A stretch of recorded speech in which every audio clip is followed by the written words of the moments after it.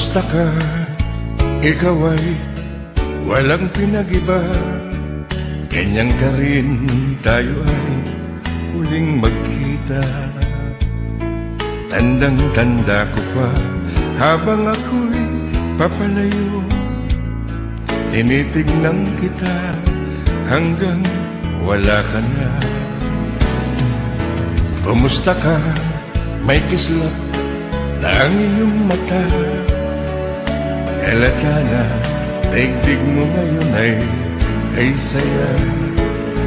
Siguro ay nagmamahal ka na ng totoo.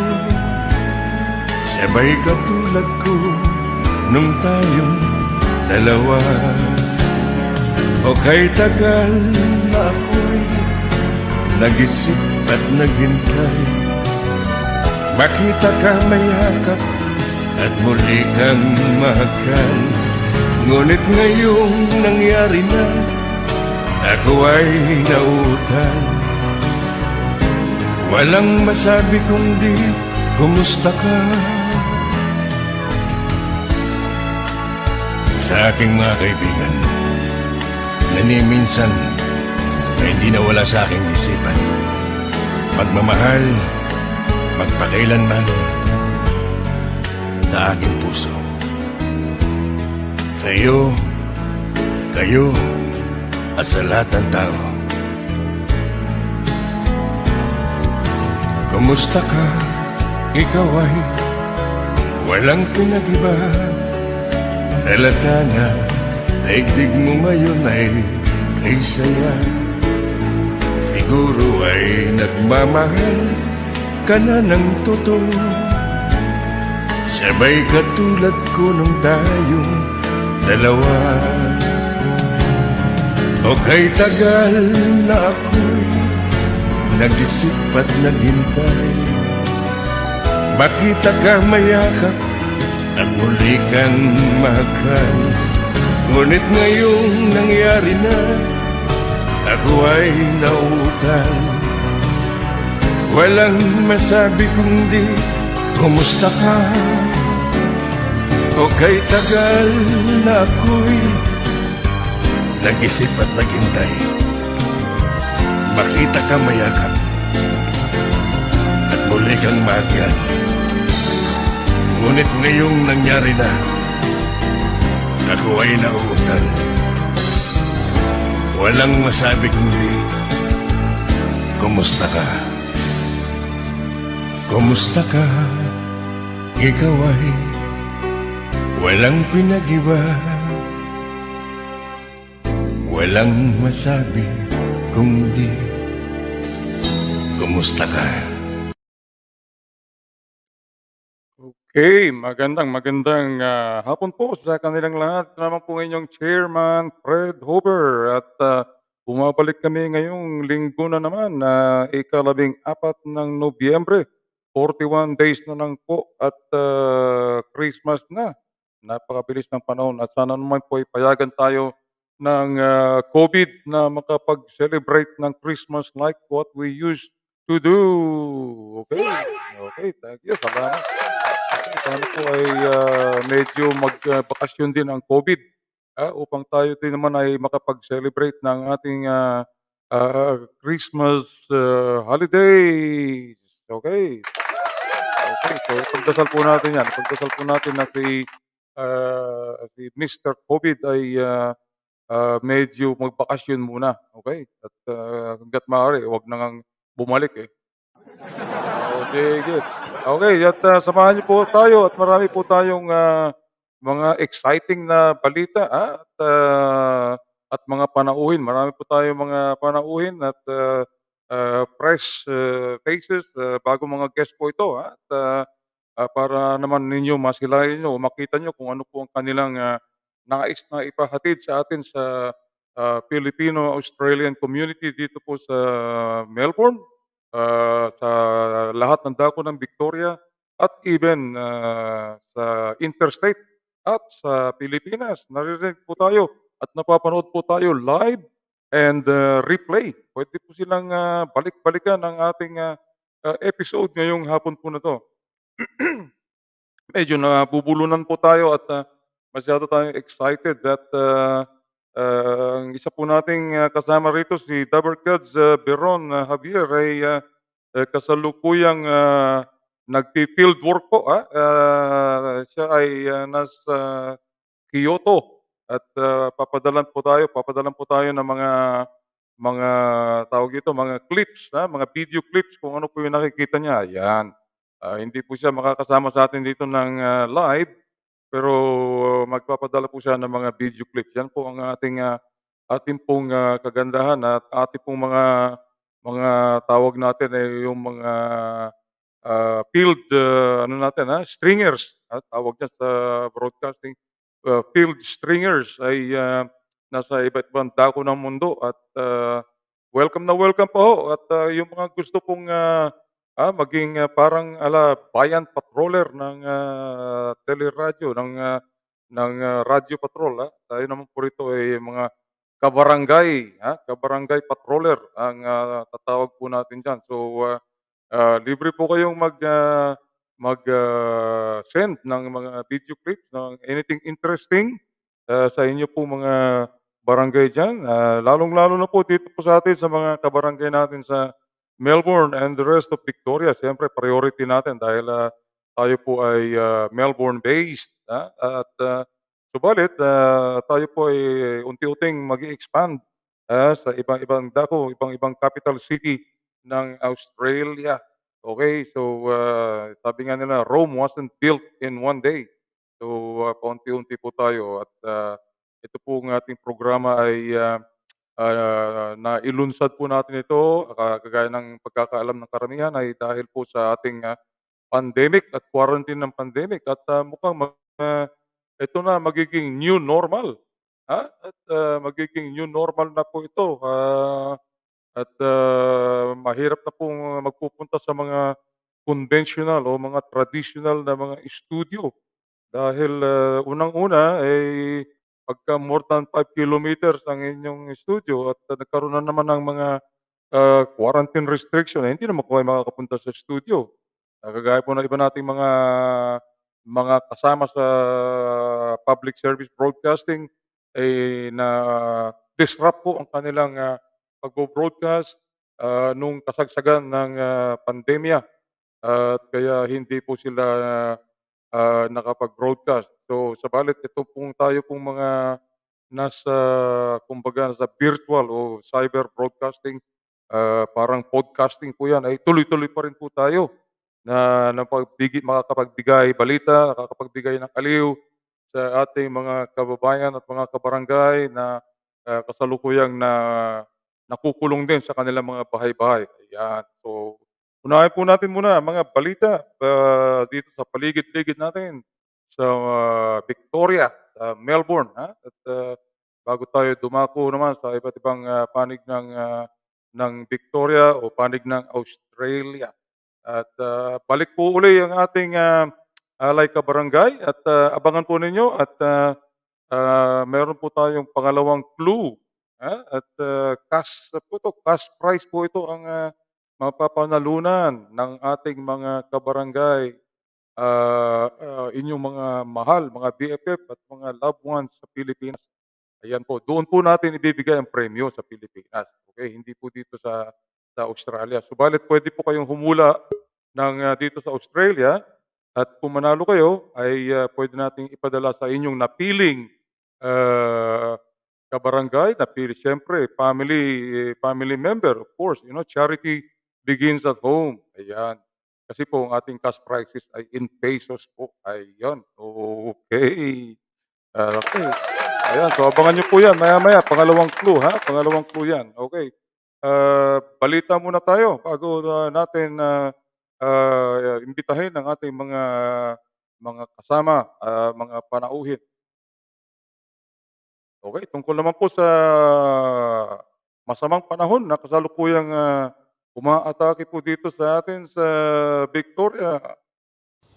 Flash flooding from last weekend is still fresh in our memory, and come midnight, we could see more of the same. The recent storm event that saw just over 10,500 requests for assistance be cleared, but we are expecting in the coming days to potentially see a couple of thousand requests for assistance again. The approaching system has already caused damage in South Australia, bringing trees down and leading to power outages. For Victoria, still soaked from recent rain, the deluge could be dangerous. Eastern parts of Victoria, broadly we're expecting 50 to 80 millimetres as daily totals. We could see locally much higher falls though. There's the risk of heavy falls and flash flooding in Gippsland and parts of the northeast. Meanwhile, strongest winds will be felt in central parts, with gusts of up to 90 kilometres an hour expected for Macedon. And it's the direction of the wind that has the SES concerned. We could see wind gusts coming from the southeast that is an unusual direction and could bring down further trees, other debris.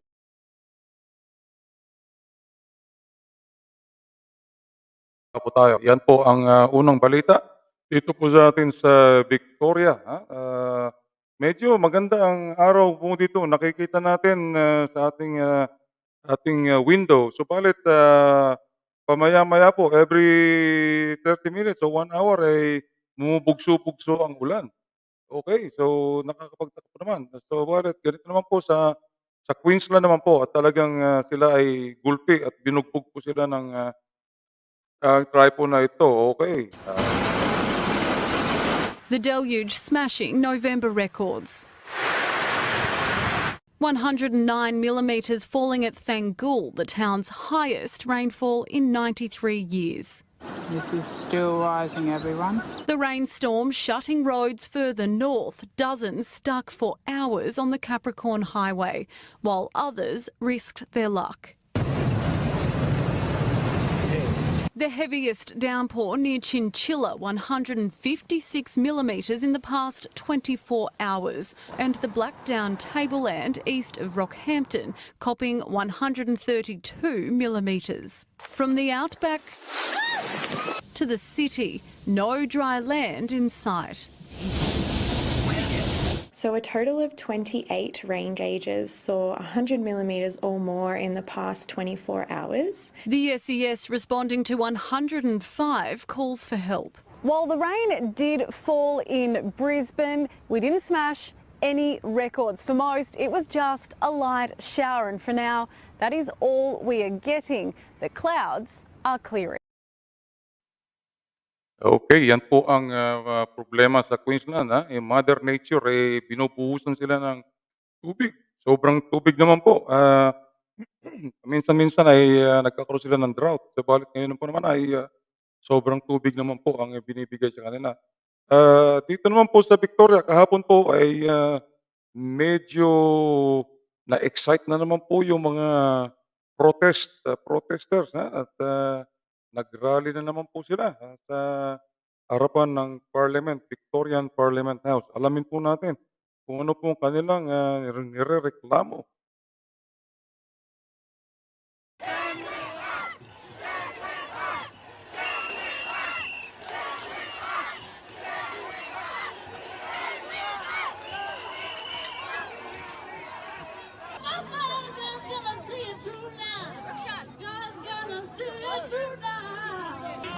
These past 2 years have been pure hell for our families. The isolation, segregation and breaking of the family unit needs to desist. Where are the true statistics on our children's and youth mental health? Come next election, your judgment day is coming, and mark my words, nobody's coming to save you.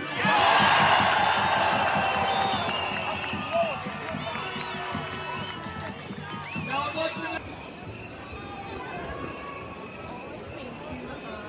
Thank you so much.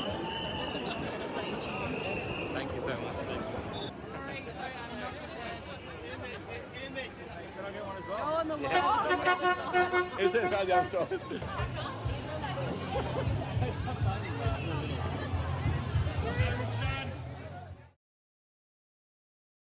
Po, talagang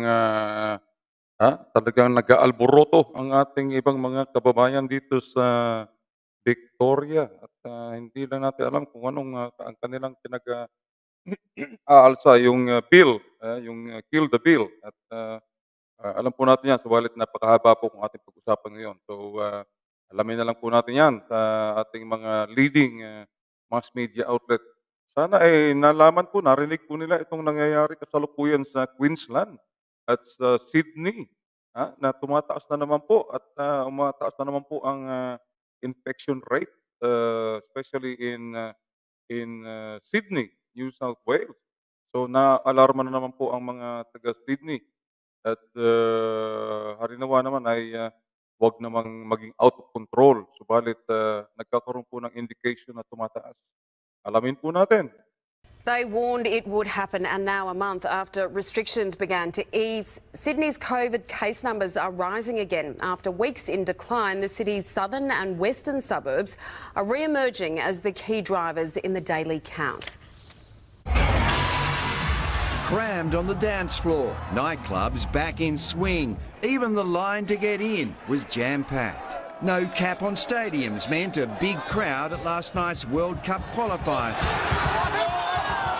And queuing again for sales, some all night after limited editions. It's good to get back out and be in stores again. Ease restrictions, but now showing up in COVID numbers. Statewide today, 2 more deaths, a man and a woman, both in their 70s, both with health complications, and 286 more cases. But there's a shift. Rather than the regions, the bulk are from Sydney. This graph for the last 3 weeks shows case numbers starting to shift.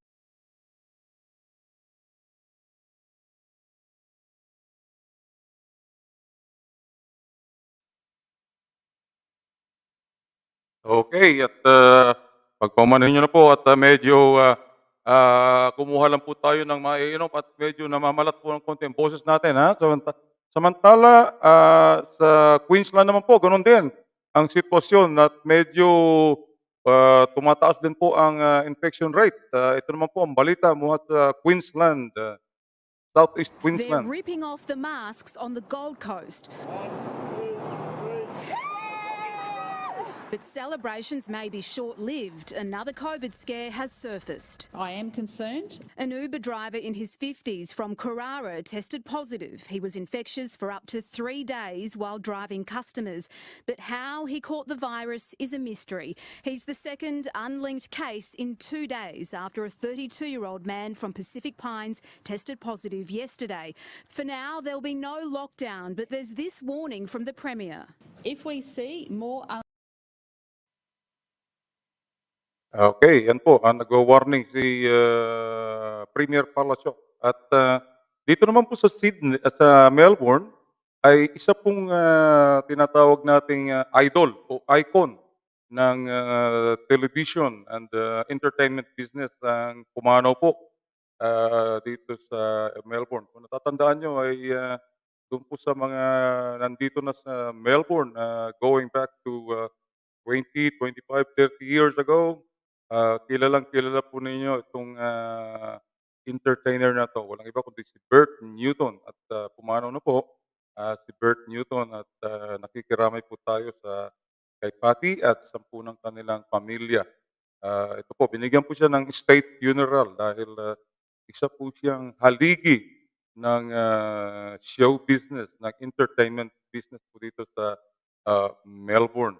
Makikita po ninyo yung mga lumang show po nila ay maaalala nyo yung mga nandito na po sa Melbourne na way back 25, 30 years ago.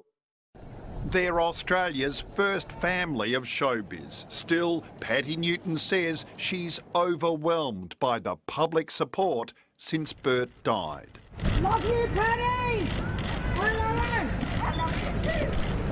She, her daughter Lauren, her husband Matt and their 6 children joined by 500 invited guests. So diverse, it shows Bert united Australia with laughter. From a mate in mischief. The whole of Australia loved Bert, yeah.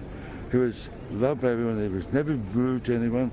To those he mentored as young performers. We've lost someone who we looked up to and followed. I'm incredibly honoured to be able to celebrate a marvellous man.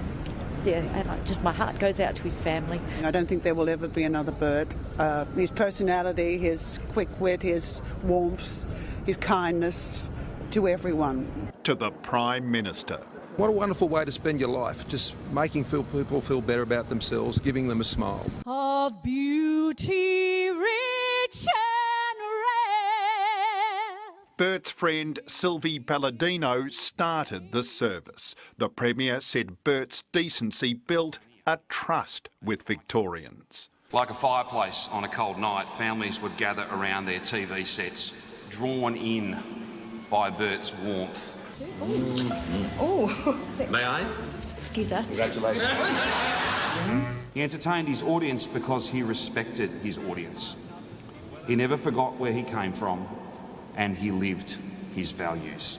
An emotional performance by Anthony Kalia, who shared a stage with Bert on Wicked.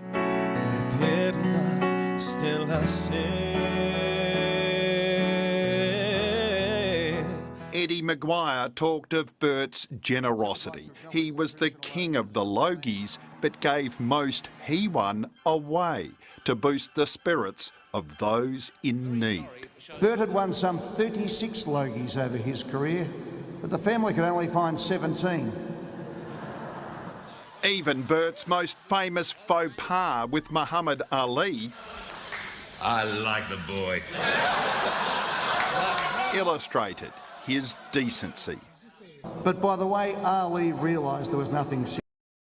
Okay, yan po ang state funeral for Bert Newton. At once again, nakikiramay po tayo. We express our condolences to Patty and the family of and relatives of Bert Newton. At yung mga fans po ni Bert Newton, ating mga kabarangay, marami po mga fans yan. Si Bert Newton. Kasi nung araw po, ang mapapanood nyo lang, wala pa ho mga Netflix nung araw. Wala pang mga tawag doon, Amazon, wala pa ho, wala pa yan. Wala pa yung mga streaming through cables. Ang entertainment lang po dito sa Australia, sa Melbourne, ay yung pong television. Talagang those were the heydays of television. May ating puputulin ang ating mga news items at ipakilala na po natin ang isa nating bagong team member, kabarangay co-host at binaunla ka naman po tayo sa ating imbitasyon na tulungan po tayo rito at alam niyo naman po itong ating pag-host dito sa Barkadahang o Radyong Barangay ay public service po ito. Gratis po ito. We are a public service media, radio. So, excuse me, wala po tayong tinatawag na compensation except yung makapaglingkod po tayo sa ating mga kabarangay dito po sa Melbourne at kalakihang Victoria at ganoon din po Australia-wide kung mapapanood nila. So, shout out lang po kayo ha. Shout out lang mga kabarangay at ito po yung mga nanonood po ngayon diyan. Pwede po kayo mag-click doon po sa ating comment section.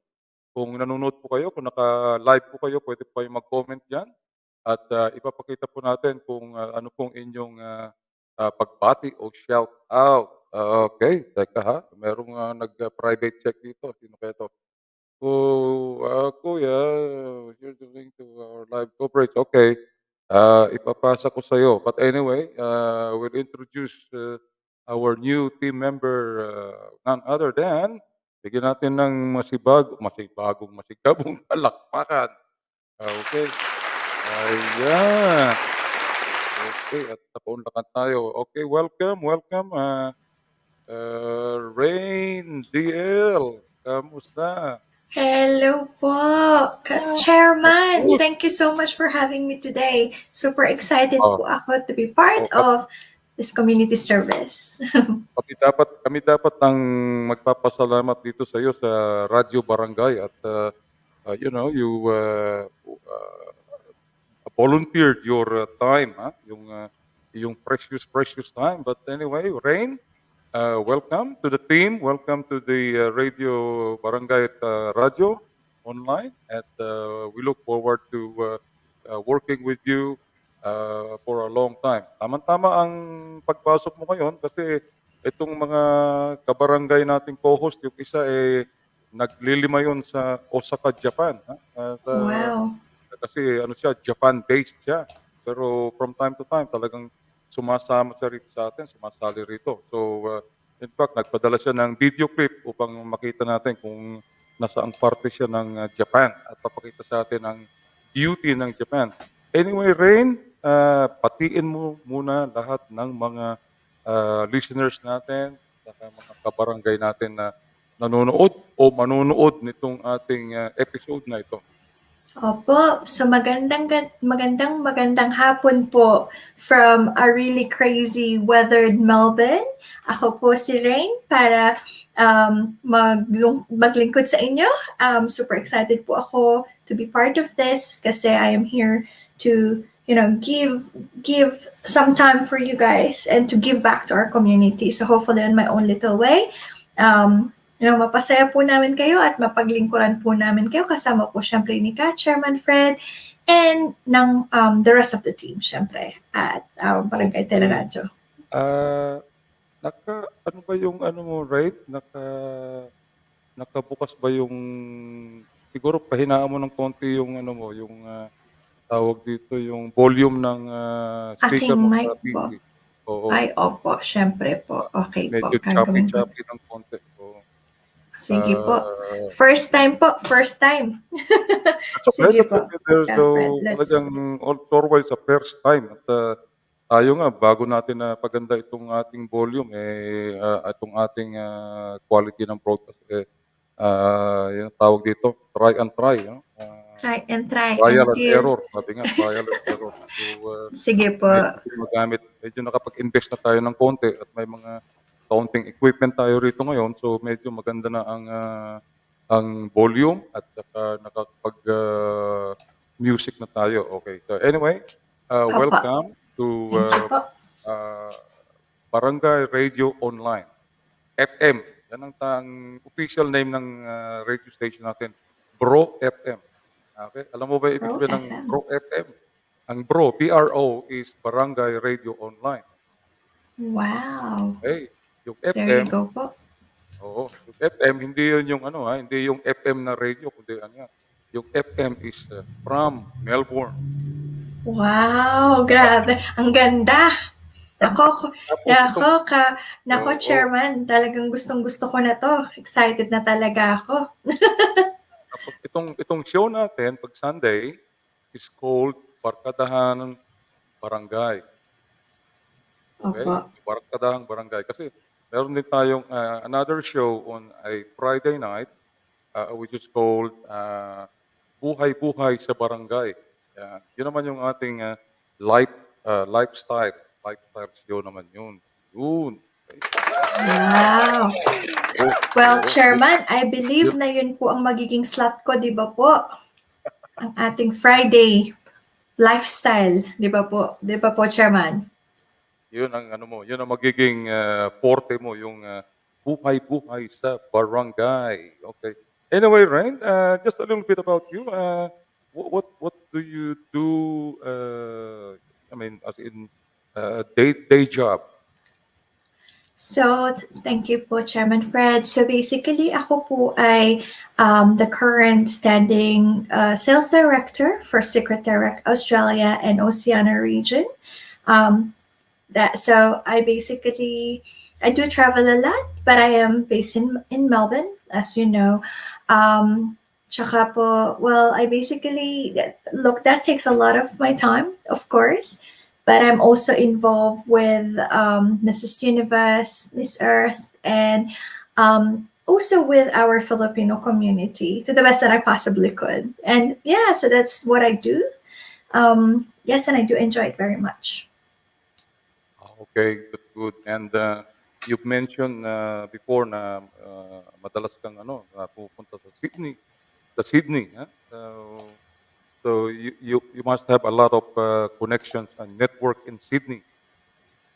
Opo, I would love to think so. So I am heavily involved with a lot of things that's happening in Sydney as well. So very much in line po tayo sa mga ka-Sydney, and I can't wait for them to start tuning in as well dahil super excited sila for myself to be part of this radio program too. So, yun po, may hatak din po tayo doon and hopefully maging kabarangay po din natin sila. Fantastic, fantastic. Okay, right.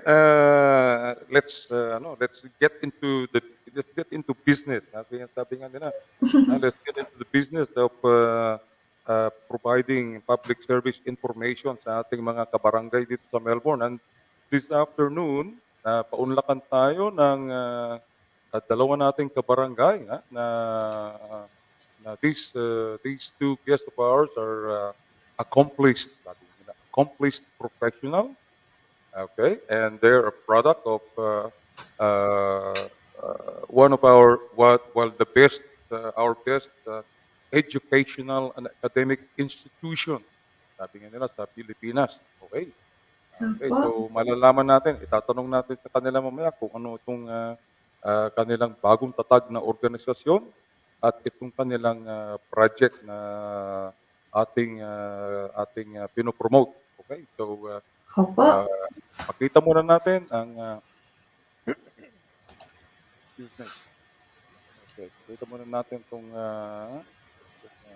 prepare natin na film clip. Hindi ko yata na i-download. Na-i-upload. We're live. Alam mo, yung Ayan po ang nangyayari. oo. Yung buong Sunday ko, talagang buong Sunday ko nauubos talaga sa pagpe-prepare ng contents ng program natin. Kaya, initially, we were thinking of doing this every day, yung program. Pero it's not possible kasi hindi naman ito lang ang ginagawa natin. We also have domestic responsibilities sa ating pamilya. Meron din naman tayong mga work responsibility. Kailangan maghanap buhay ng konti. So, but anyway, I will add it on in a few in a short while. Siguro magpatugtog muna tayo para Sige makita po. natin para maganda yung introduce natin. So,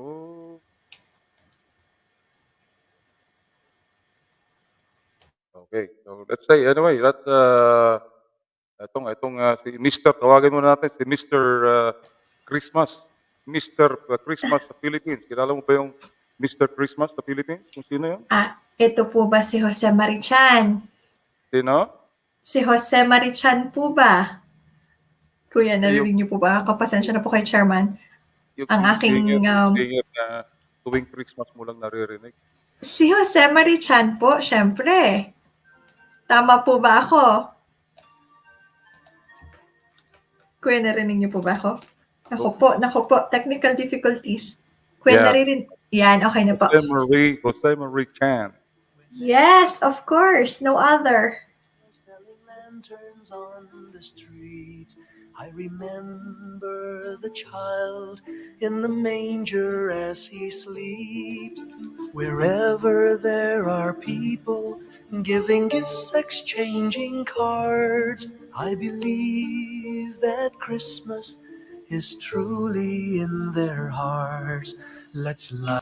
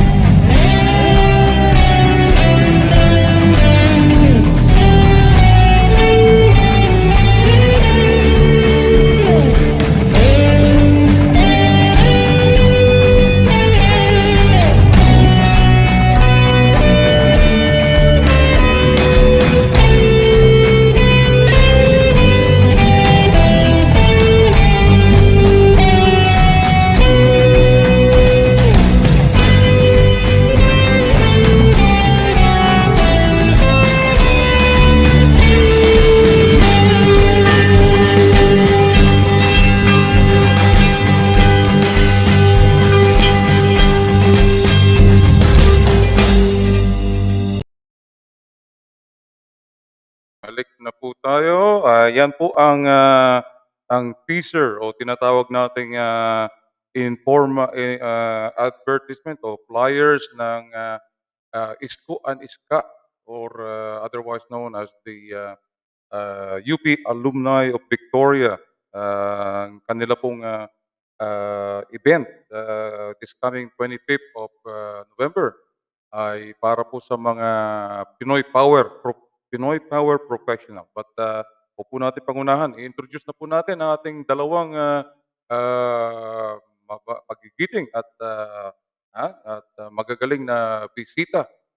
Sila po ang main organizer and convener ng ISKO at ISKA o yung tinatawag nating University of the Philippines Alumni. Ayun. Rain, ikaw, saan ka ba saan ka bang school na nag-graduate o nag-aral?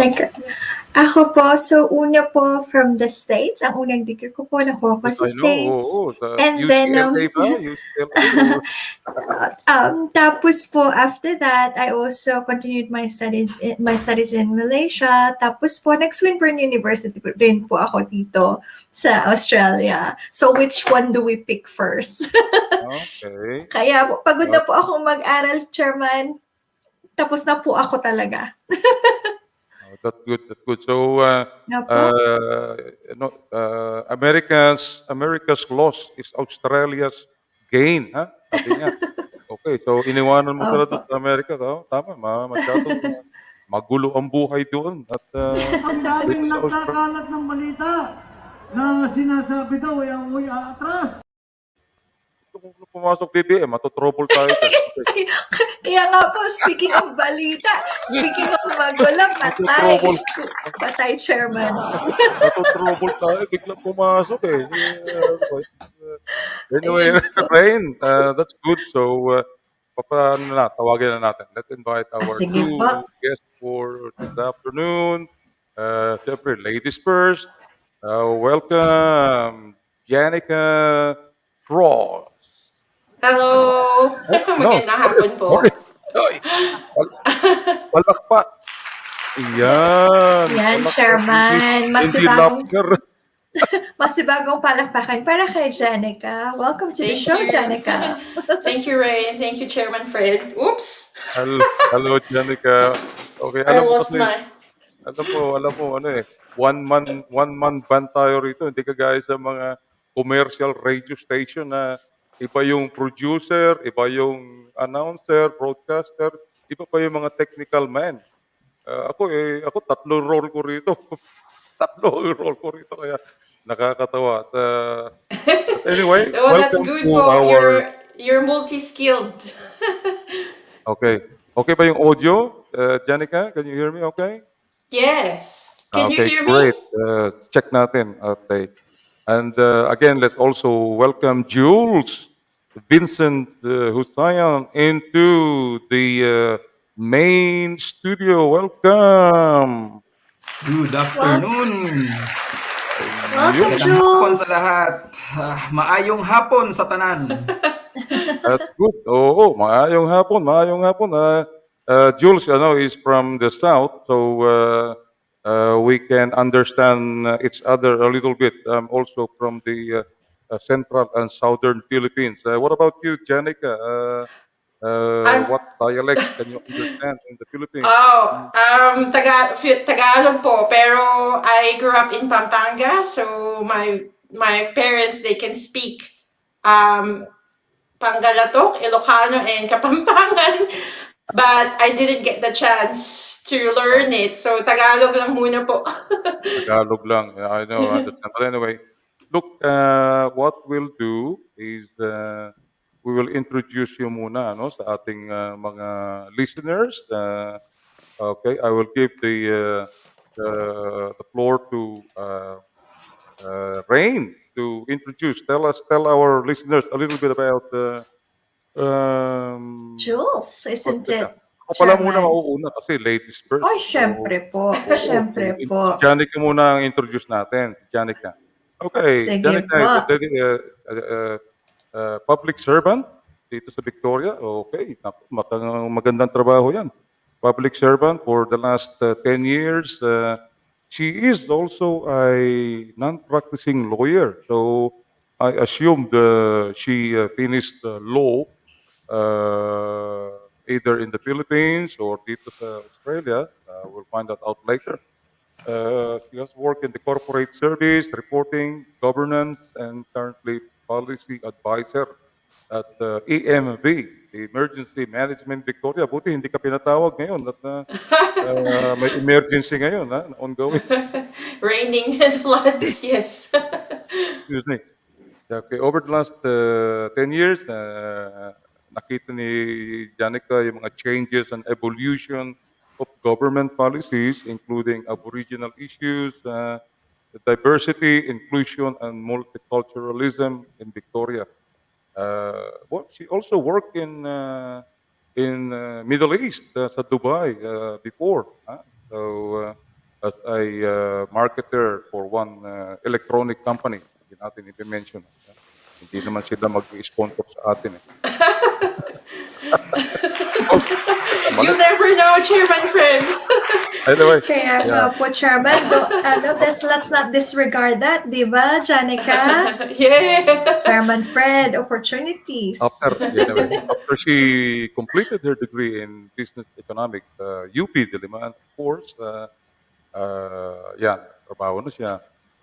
She is a mother to two beautiful daughters. One was was only born this year. Okay, and she's now fair dinkum, true blue OC. After na nanumpa siya to the Queen. So she's been wanting to contribute to social and economic issues para sa mga migrants dito sa atin. Maraming issues yan, Janica. You'll have your hands full. At also to women of, colorful. Women of color. Colorful. Ganun na rin yun, Chairman Fred. Colorful, color, diba? Pareho din yan. Right, Janica? Right, Jules? Yeah. Okay, kailangan magpatawa tayo dito. Okay, since 2020, she has been convening meetings for the UP alumni dito sa Victoria. Talagang loyalist talaga sa UP si Janica. Of course, kung ako man ay alumni ng UP, of course, I will be very, very proud of UP. Ayan ang tinatawag na mga scholar ng bayan. Okay, and this year she joined the Women of Color Network, WCN, as the co-chair, okay, at the Department of Justice and Community Safety. Okay. So anyway, ito pa mga niya, hobbies niya. She enjoys nature walking, very fit and healthy talaga. And then road cycling. Ako, mentioning of road cycling, mamaya may ikukwento ko sa iyo, Janica. Anyway, without further ado, let's give Anika our appreciation. Okay. Palakpakan naman dyan, Chairman Fred, para kay Yeah. Janica. Thank you, Chairman Fred. Thank you, Rain. It's nice to be here. Thank you po for the invite. Are you using a PC, Janica? Or I'm using my laptop. Mahina po ba? Oo, medyo tawag dito yung pang echo, oo. Naghahalo yung Nag-e-echo po. yeah. No. Oo. I Okay. think I've Siguro opened my... yung earbuds mo is only for listening, di ba? Walang speaker yan, walang microphone, I mean. Oh, yeah. Pang ano lang po. So I you am are using an using AirPod. the microphone of the laptop. Okay. But Oh. anyway, that's okay. So medyo lumapit-lapit ka lang sa Sige laptop po. pag nagsalita ka para medyo real time talaga yung yung transmission ng voice mo. Okay. Anyway, Rain, I'll give you the floor. Of course, it's Juice time. Kala ko nag-frozen delight ka na eh. Hindi po, I'll give andito you po the floor to ako. introduce our gentleman guest this afternoon. Okay, so nandiyan na yung Indeed. iyong script. Opo. Take it away. Salamat po. Well, it's a great pleasure to introduce Mr. Jules Vincent Jusayan.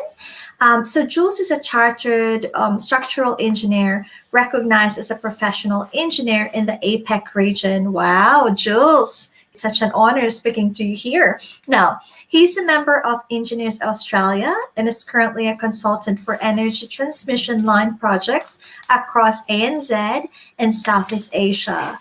He also works for Jacobs, a global solution provider tackling the most challenging problems the world is facing.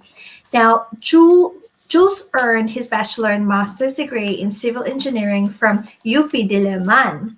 Jules is passionate in showcasing the Filipino engineering talent in the global stage. He also envisions that Filipino engineers will be at the forefront of innovation that will help alleviate problems most developing nations are currently suffering.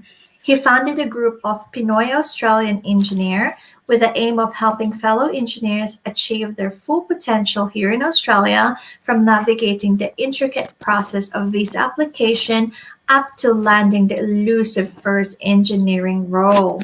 There you go. There is our impressive information about Jules. So, Jules, welcome to the show. Thank you, Rain. Thank you, Chairman Fred. Okay, go ahead, Jules. Hello, Jules. Go ahead. Hello. Yes. Can you hear me? Yeah, certainly. Yeah. Thank you, Chairman Fred. Thank you, Rain. Okay, that's good. So Jules is the co-convener of the ISCO and ISCA. Okay. So let's proceed sa ating mga Q&A, frequently asked question. Siguro unahin natin si Janica. Siguro. Okay. Anyway, both of you can take turns in answering. Sige po.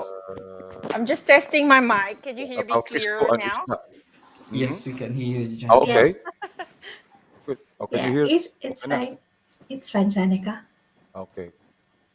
So,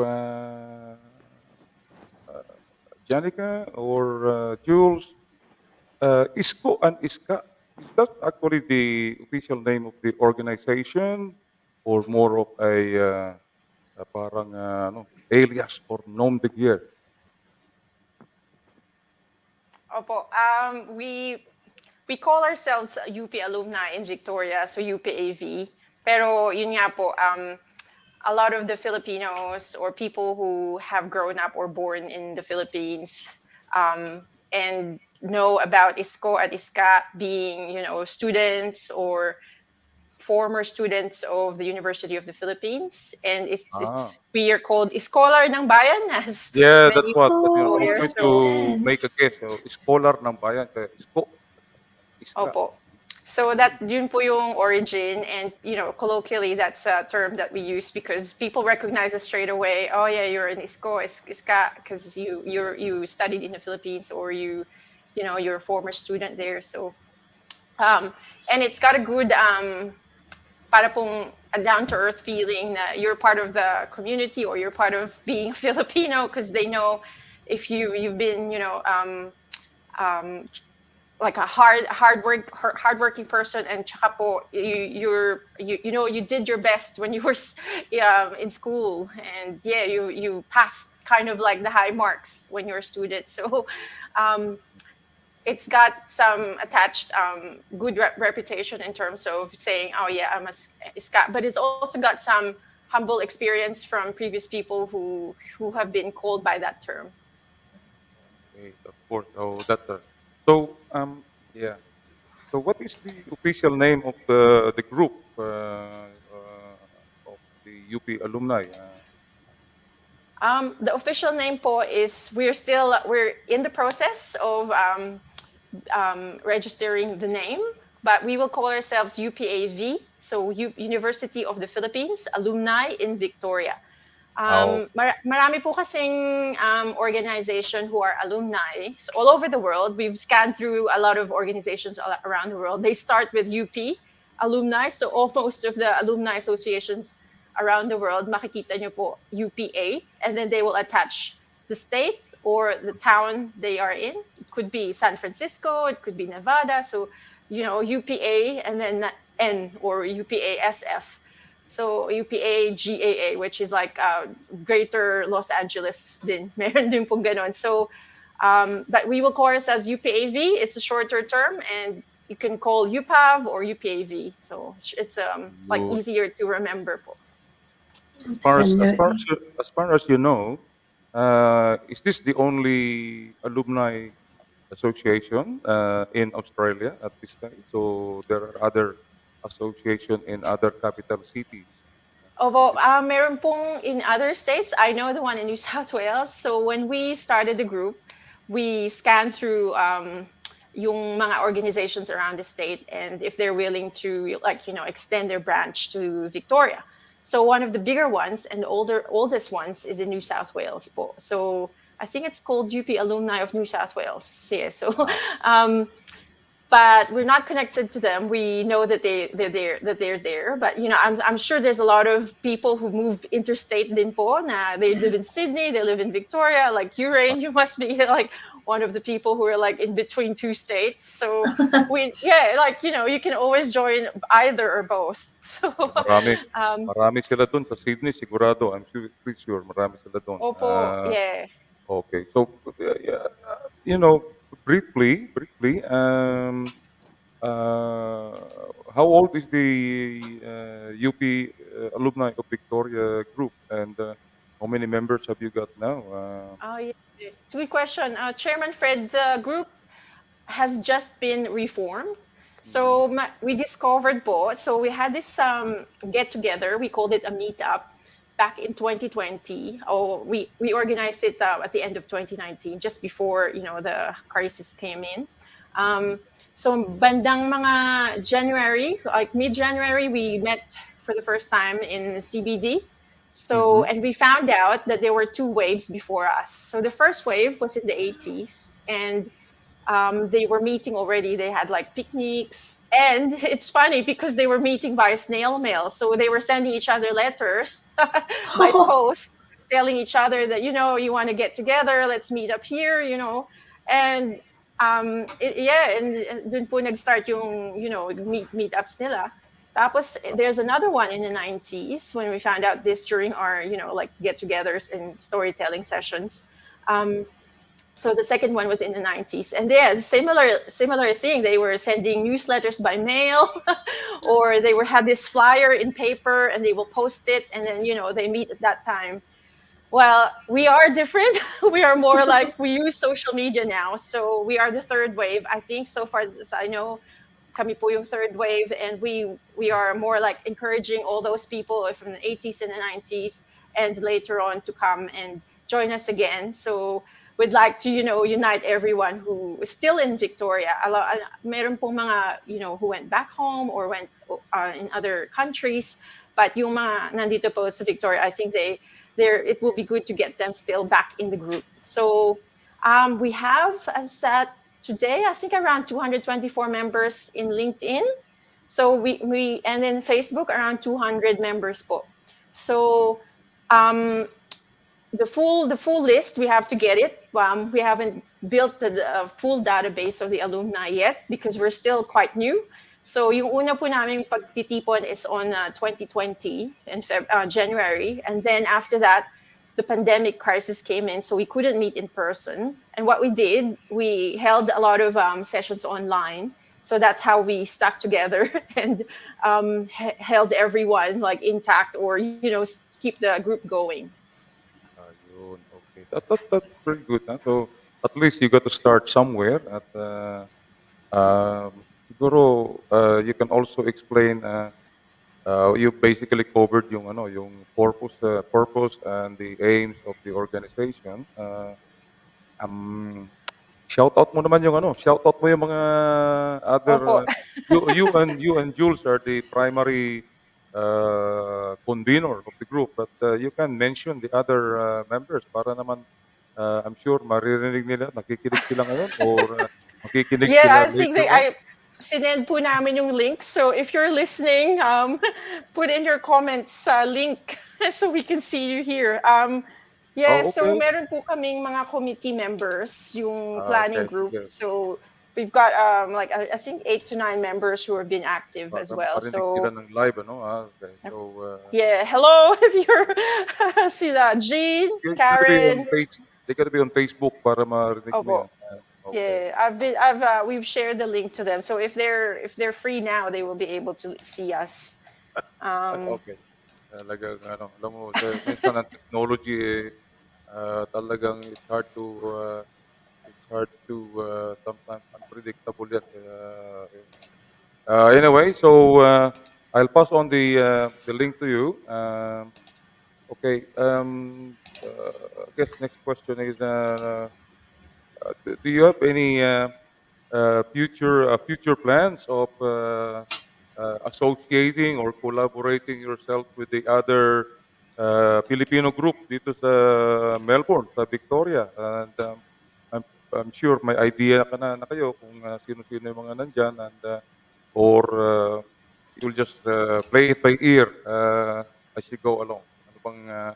Ano bang feeling ng mga other members dyan? Are you happy to work out? Like for example, PASCO is the Filipino student group. Do you collaborate a lot with PASCO?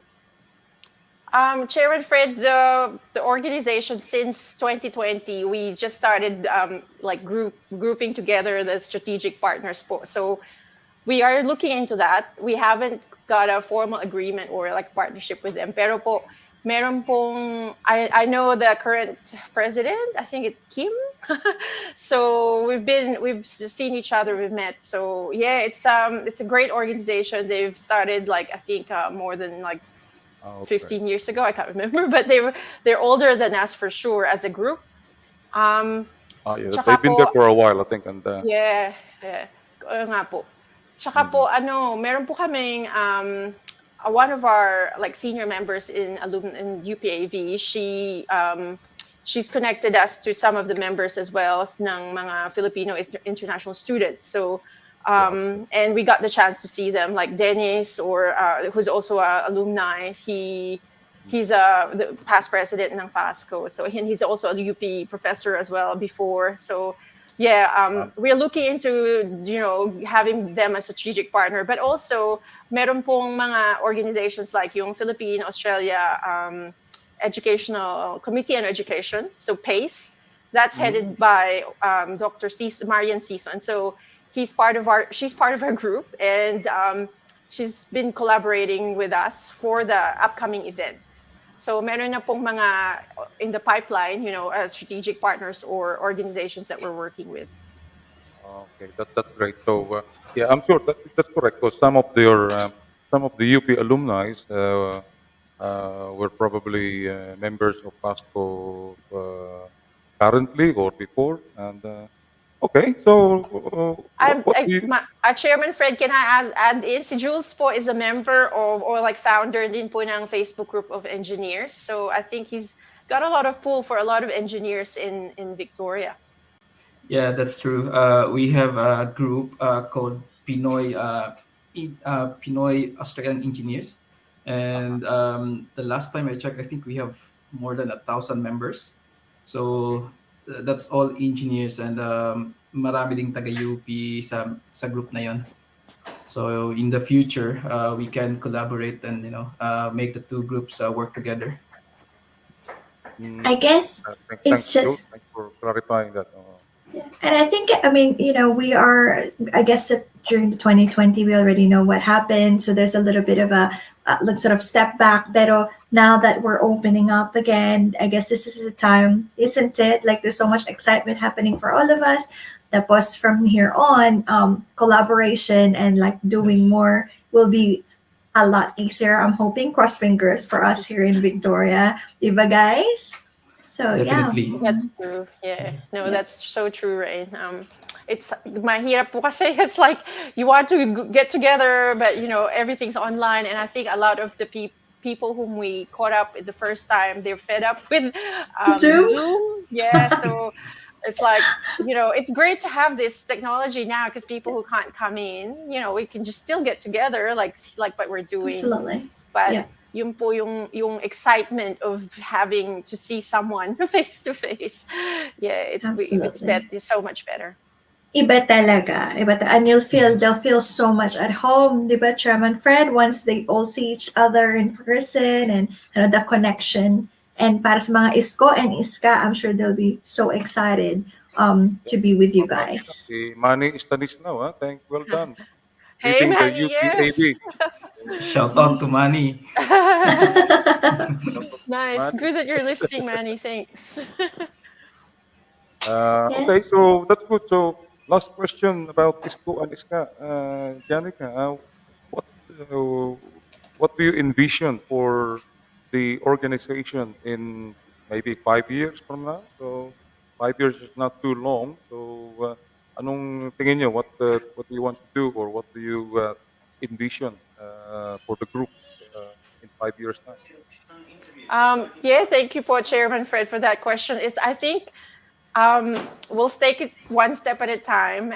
We'll see how we go this year or the rest of the year. I know it's a good thing to have long-term objectives. Yun po, when we started, we had a strategic plan, and we parked it a little bit kasi nga po we couldn't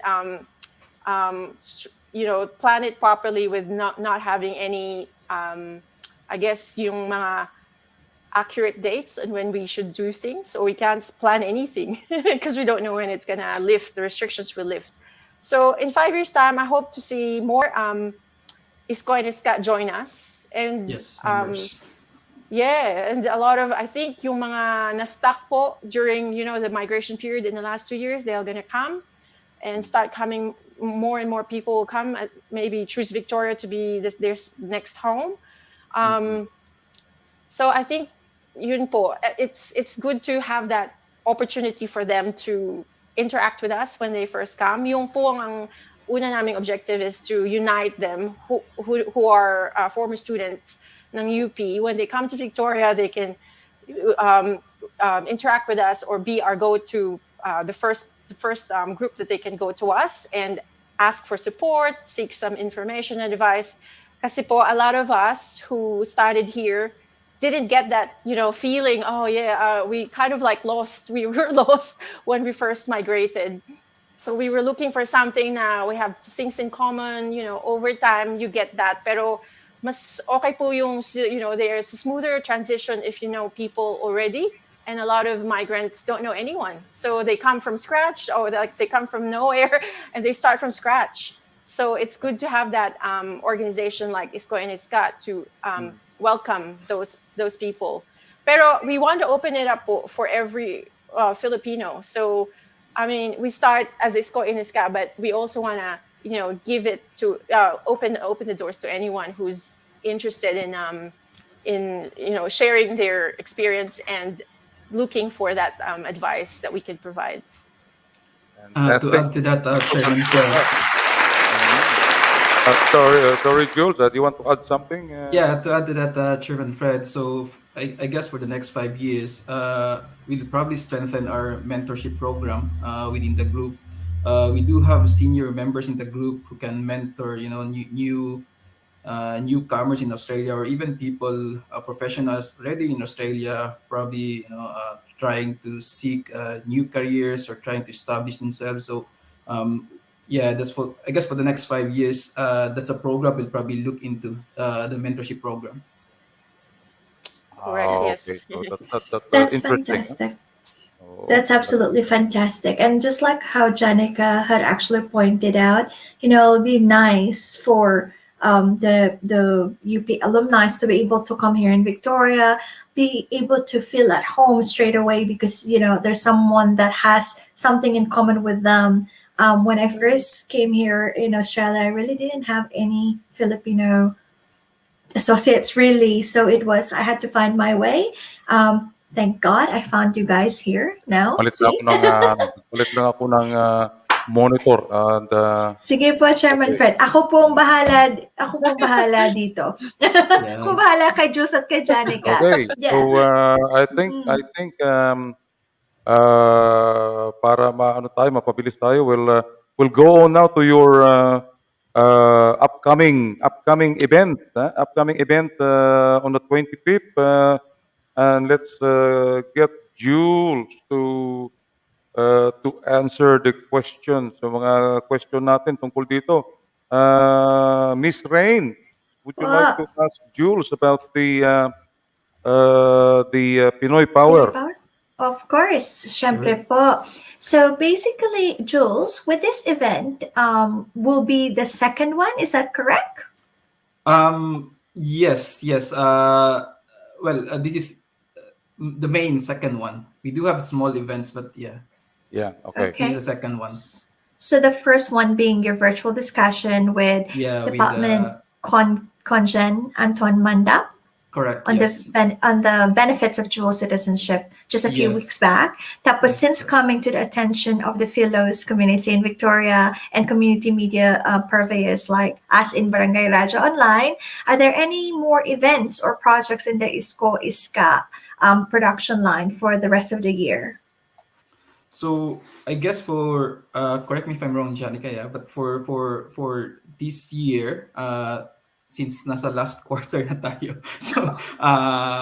so ito yung event, Pinoy Power. But next year there will be regular events that's still on the planning stage. So that's true. I'm just gonna add in. So Pinoy Power is a series of 3. So when we were discussing it, what happened was it turns out we can group it into 3. So the first one is about cultural adaptation, and this is what we're gonna do in 12 days, on the 25th of November.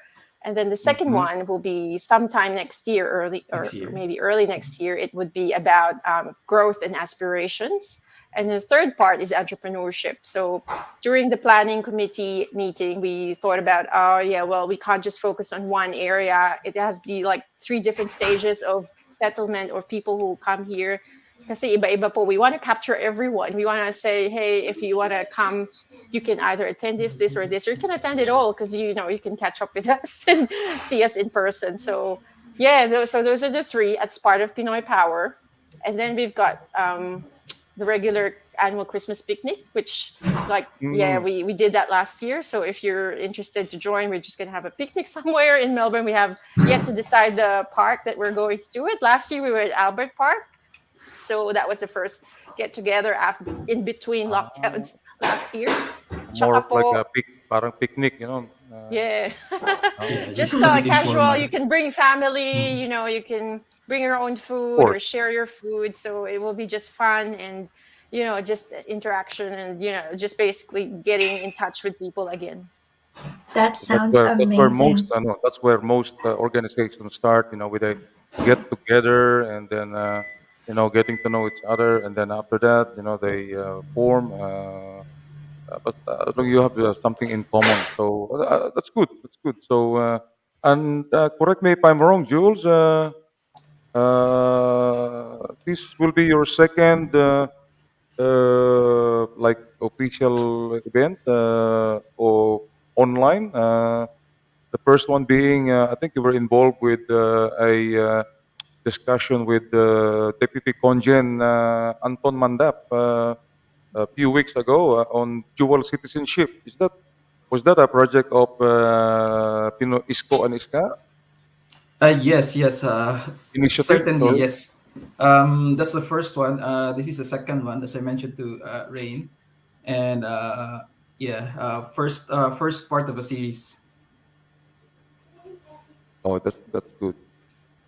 That's So good. So I basically, would like to add, Chairman Fred, yung dual citizenship is actually a suggestion from Jules because at that time we were thinking we should do something that like would be interesting and open to a lot of Filipinos, and I think it was very topical because yung overseas registration was happening that month, and a lot of people were like, oh, what do I have to do here? So like people were getting engaged in elections coming up, and people who haven't registered but can vote, they were like, oh yeah, like how do I become a dual citizen? So, and it's like it's also like something to think about. You don't have to do it straight away, but yung mga people or children who were born here who have like Filipino parents, I think that's a good thing to think about na merong benefits in the long term, if not now.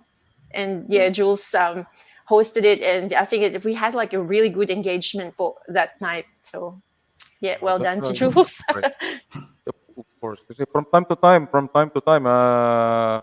I also invite Attorney Mandap and tungkol sa mga issues that the Consulate General wants to, disseminate to the community. So, pag merong importanteng issue yan, for example, yung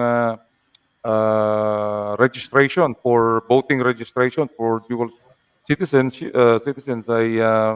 we really sort of supported that to make a lot of our qualified kabarangay to register to vote. And actually, maganda yung record. They had registered something like over 2,000 Pinoys in Victoria to register. And that's only the tip of the iceberg. Marami pang mga dual citizen na hindi nagpa-register. And also, there's a lot of Filipinos, our kabarangay here, that are wanting to be a dual citizen, but they don't know where to begin, where to start. So, kailangan lang talaga tuloy-tuloy ang ating pag-persuade at paghimok sa kanila. So, hopefully that will be one of the campaign or issues ng Isko at Iska. So, I'm sure your members always sometimes connect with a lot of Filipinos dito sa Victoria or even in New South Wales or even country Victoria. You can help promote that dual citizenship. Not so much with the registration. Tapos na yung registration. There was an overwhelming 65 million voters. Nako, grabe. Marami-raming bibilangin ng COMELEC niyan. Po. Sana. Hindi, sana correct Hopefully lahat. hindi sila magkamali. Okay. Opo. Tama po. Actually, that's a very, just to touch base on that, Jules and Janica, it is a very, very interesting topic because alam nyo kahit na means hindi pa nga alam ng ibang Filipinos that you can actually get dual citizenship. So I guess it's something that yeah, we can actively persuade in the very near future, di ba po, Chairman Fred? Of course, yeah. Especially yung Yun mga po. mga recent settlers or recent migrants, siyempre yung priority ng mga yan ay more of settling Settle down. down, Tama po. home, children, school for their children, what else? Hanap buhay. Getting a dual citizenship probably is the last thing on their in their mind. So, but pagka tuloy-tuloy lang natin na ipopromote itong dual citizenship, we will be helping the Consulate General a lot. Okay, Absolutely. again, Rain, may So, question ka pa ba kay Jules? Sorry. opo, opo. So, Jules, basically, what we're wanting to know is what was the motivation behind the Pinoy Power Professional Networking? So basically, nag-ugat to sa I guess general consensus ng mga bagong dating na ang hirap paghanap ng ka-field mo or ang hirap pag-network sa Australia. Sometimes you feel that you're alone in the process. Sometimes you feel that you are reinventing the wheel. So basically, we lined up I guess seven speakers who's really at the top of their, I suppose, at the top of their game right now, who can share stories, share tips, how they how they did it, how they become, well, we say how they became successful here in the career. So we have the field of engineering. We also have some lecturer in Monash University, and also a senior researcher in CSI RO, and a business advisor, and also a PhD researcher. So we have quite a lineup of speakers. Then that I'm sure after the event, who's ever attending this event, especially yung mga bagong dating, we'll have an idea of, we can really establish ourselves here in Australia, and be successful looking at these examples, especially sa field ko sa engineering. Yung mga bagong dating, sometimes they feel that Australia to, baka ibang game dito, maybe you're not really at par with our co-engineers dito sa Australia. But if you see people who's doing well in their field, you'd probably get the idea of, yeah, I can actually do this. I mean, if they can do it, why can't we? So yeah, that's the aim of the event, basically. I think that is fantastic and truly necessary. No, parang talaga. I mean, we're all migrants here. We know what it's like, and I guess to have a program that's gonna be like that is just so helpful. Di ba po, Chairman Fred? It will make people's lives way easier. Okay, so apart from that, Jules, do you see this networking event becoming a periodic or ongoing activity of ISCO and ISCA? And is there any plans of ISCO and ISCA expanding to other Australian capital cities through this event? Okay. Well, so as I mentioned, it's a series, no. So for this particular first event, we'll see if there's really a interest with this. We can probably, I guess, with the agreement with the group, we can probably run this again. Have a different lineup again, and in terms of involving other capital cities. Well, for now, we're focused on Victoria, but this will be broadcasted live, Janica, yeah? So no, anybody can actually join. So yeah. Wow. Yeah, that would be a good suggestion if we get the right, audience, I think, and if people will be interested and there's demand for it, we'll see how we go this year. And if people will be interested, yeah, with good uptake, we could definitely expand to other states. That would be a nice thing to do, and make it more, I guess, open to anyone around the country. Yes, it's so exciting. Why not? If the what do you call this, environment actually does require for it, then why not, diba? So that's so good. Thank you so much for that. Well, lastly, a very important question perhaps. So is this event self-funded, or do you guys receive any support from external funding resources? Which one is it? I Let think me Janica answer. can best answer the question. Oh yeah, so lahat po kami are volunteers. We don't get any funding. We have our day jobs. So we do this for the sake of the community spirit and also expanding our skills as well in going can we make the community stronger. Um we have started looking into sponsorships to like for this particular event. One of our alumni, si Mike Venezuela, he holds a company, and he's sponsoring us for the series of events. So MLB Group is his company name, but mostly it's all from us. So yung mga like our time, our effort, some financial support is all from us. So we don't receive any funding, and yeah, we're all volunteers. It's all coming from the bottom of our hearts Talagang to talagang ganyan, give back to the Janica, talagang community. ganyan. The community service is, ang ano mo diyan, ang compensation mo diyan is the feel good feeling, but, monetary-wise, wala talaga. Minsan mag-aabono ka pa, yan ang experience. You believe me, been in the community for the last 30 years, and, minsan abonado ka pa ng ano, ng sarili mong gastos, not only in terms of cash, but, sometimes, yung petrol mo ikaw pa ang ano nun. Siyempre yung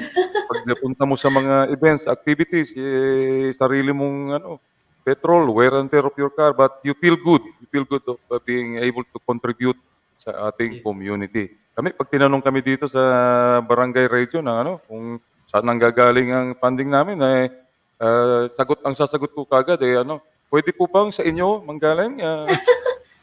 Tama, Pwede po ba Chairman kayo Fred, tamang pwede ba sagot. kayong mag-donate sa amin? Yan ang kaagad sagot. Pero Uy, Tama. just to sorry, Jules? just to add, Chairman. But looking at the big picture, I guess we gained a lot from the education we got from UP. So this volunteer work we're doing for UP is really nothing of what we gained really from our education. So this is probably, I can say, our small token of appreciation to UP and to the whole community. Tama. Oo. That's so beautiful. Pay forward, isn't it? That's what we call it.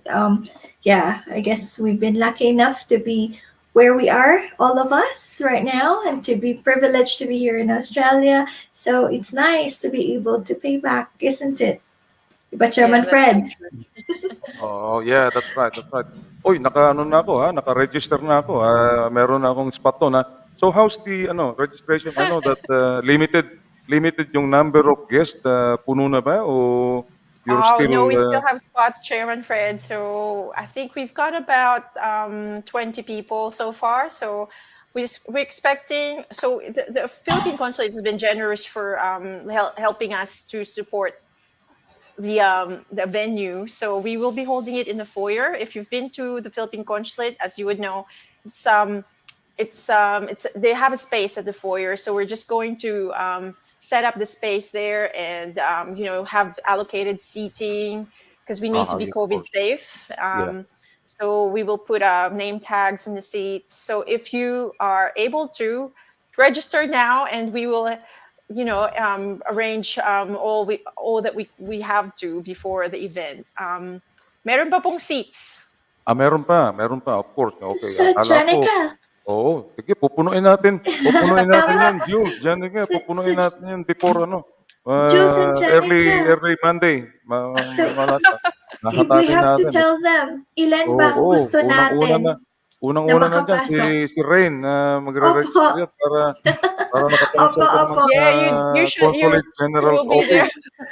Oo. I was thinking Yeah. about it today when I saw the flyer. So I thought, let me check my schedule, and if it's free, then for sure I will see you guys there. Yeah, it would be good to Pero, have you, Rain. thank you. So Jules and Janica, how many people are we wanting to be there?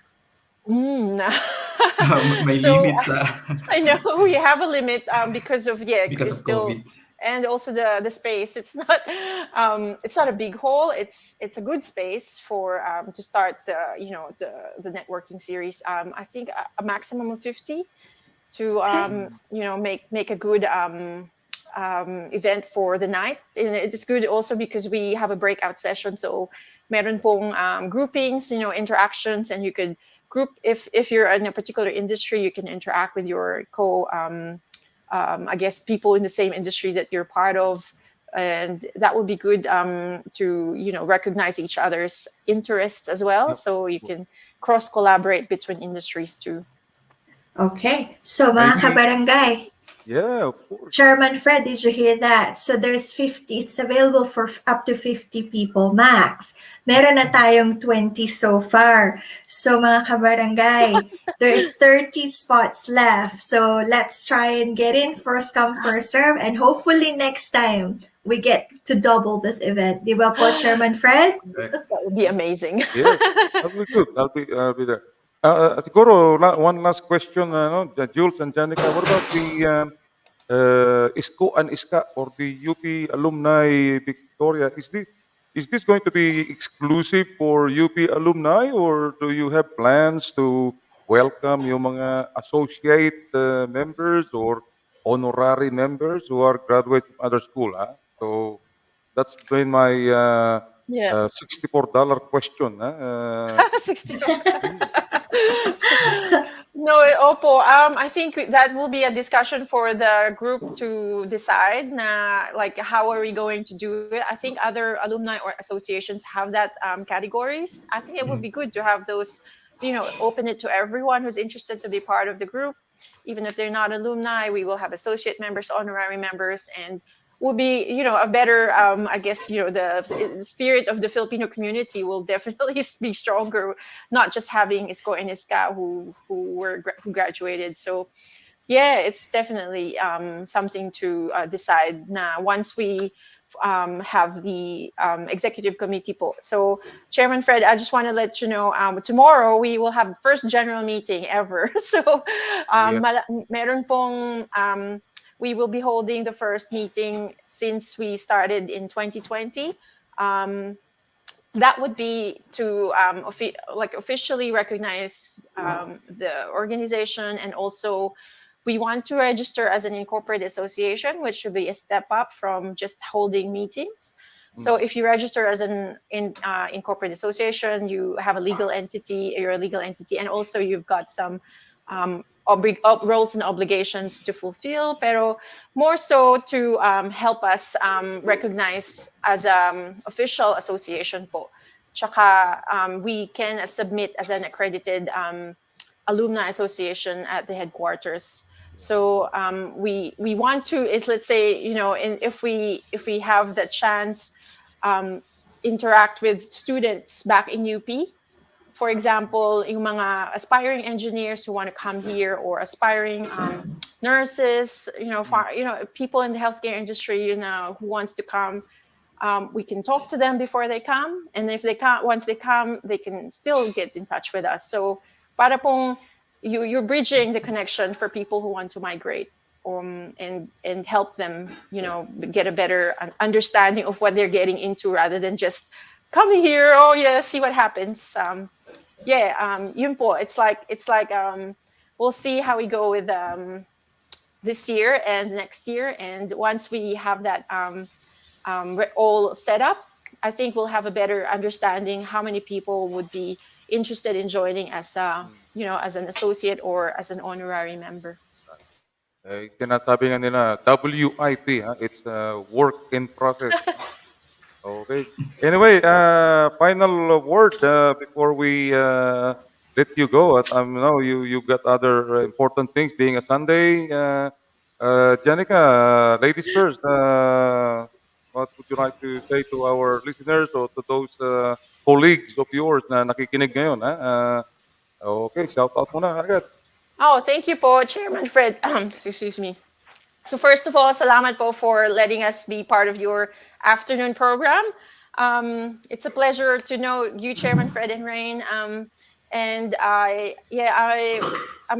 gonna thank all the Isko and Iska who tried to listen tonight, and also my immediate planning committee who has been in touch with me throughout this 2 years since we formed the group. And in advance to those people who were part of our storytelling sessions. So we're encouraging Oh, yung there's po. a little one behind you. Yeah. Special participation. What's This is the... my the little Wow, board. that's So nice. this is my Hello. she's That's so your happy. eldest, huh? At hindi po, ito po yung Second. pangalawa. This is Ah, Raz. pangalawa. The Okay. youngest. Pangalawa po. Ang laki na kaagad. Ang laki na. Kaya nga po. Oo. So Okay. salamat dun sa mga naging member for the last 2 years. And if you know someone or who's interested in joining us and want to support UP alumni in Victoria, please come and join us and follow us Oo. on Facebook or Oh, ayan na. Si just ate, keep nandyan in na. touch. Katabi na. All the families here now. A family affair.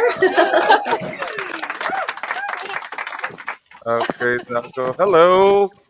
Thank you, Mr. Cross. Thank you very much for allowing Janica to what Yeah, you call thank you, this, huh? Max. To be with us this afternoon. Uh, Thank you, Janica. Thank you. Thank you, Now, Janica. And yes, Jules? Jules. Jules, what's your Yes. Beautiful parting words for us and No, our kabarangays? just want to thank you, Chairman Fred and Rain, for the opportunity. Sa lahat ng mga members ng UP Alumni in Victoria, thank you sa collaboration sa health. And then I'm calling all UP alumni in Victoria. Join na po kayo sa group. And pa-shoutout po sa mabait at maganda kong wife sa kabilang room na nagbabantay sa anak namin. Oh, Jules, nagtataka ko Yes. bakit matahimik dyan. Wala pa yung buong family. Yung pala, the wife is in charge. Correct. Diba? Shout out to the wife of Jules. Isabella. Sherwood friend. Wala pa dyan si wala dyan si bossing mo. Nasa kabilang Pumalian. room, pinapatahimik yung anak namin. Nagpapatulog. Oh, that's okay. Oo. Good Ako, job. been there, done that, at kaya freelancer na tayo ngayon. Ha? Okay, Jules, Ayan. thank you very much, and Alright, look thank forward to see both of you on the 25th, right? Yes. Opo. Thursday. Thursday night, 5:30, 5:32. Yeah. Oh, Thursday na yan, ano? Thursday na yan, Yes. 5:30. Next week. Yeah, 5:30. And obviously, we need to bring our vaccination certificate, ha? Yung mga a-attend po dyan, don't forget to bring your vaccination. Actually, Kailangan- Chairman Fred, just before we let Janica and Jules go, Jules and Janica, how could people register for this event? So what should we do? So it's via this link in Try Booking. So we've got it on our Facebook page and Yes. our Facebook link, and I think Chairman Fred made a teaser as well, so you could use Yes. that link as well Oh. if you are tuning in now or if you're listening to the channel.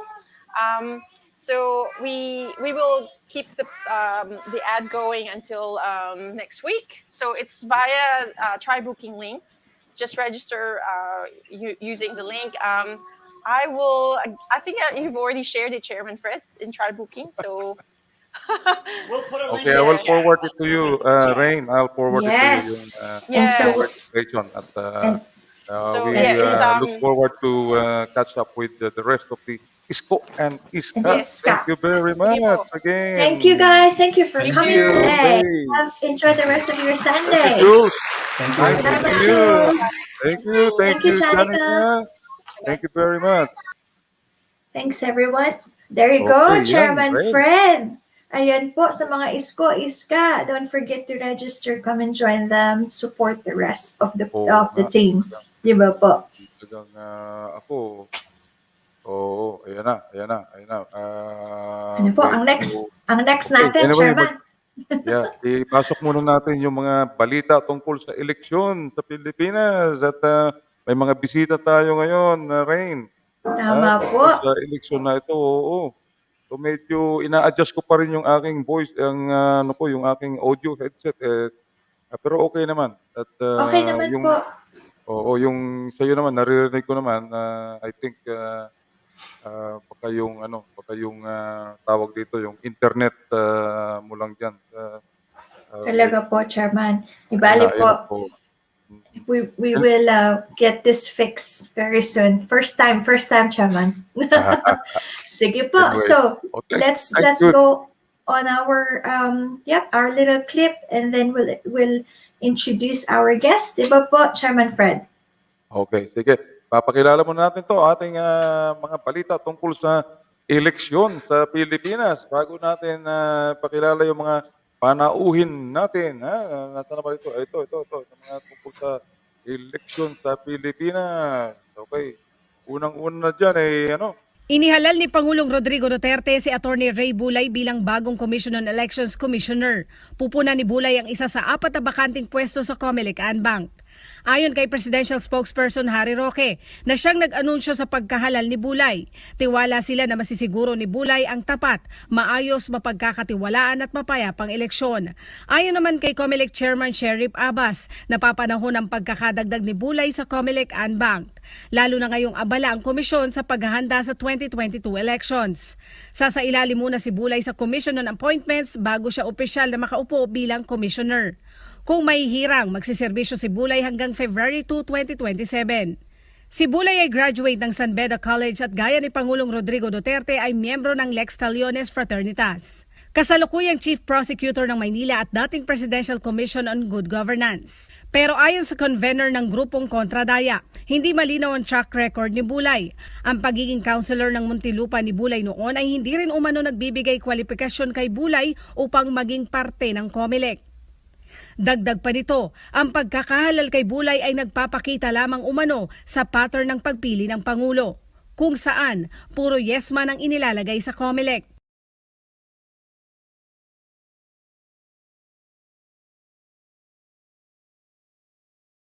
Pagka-elect ng bagong commissioner. But anyway, look, it's at the discretion of the chief executive.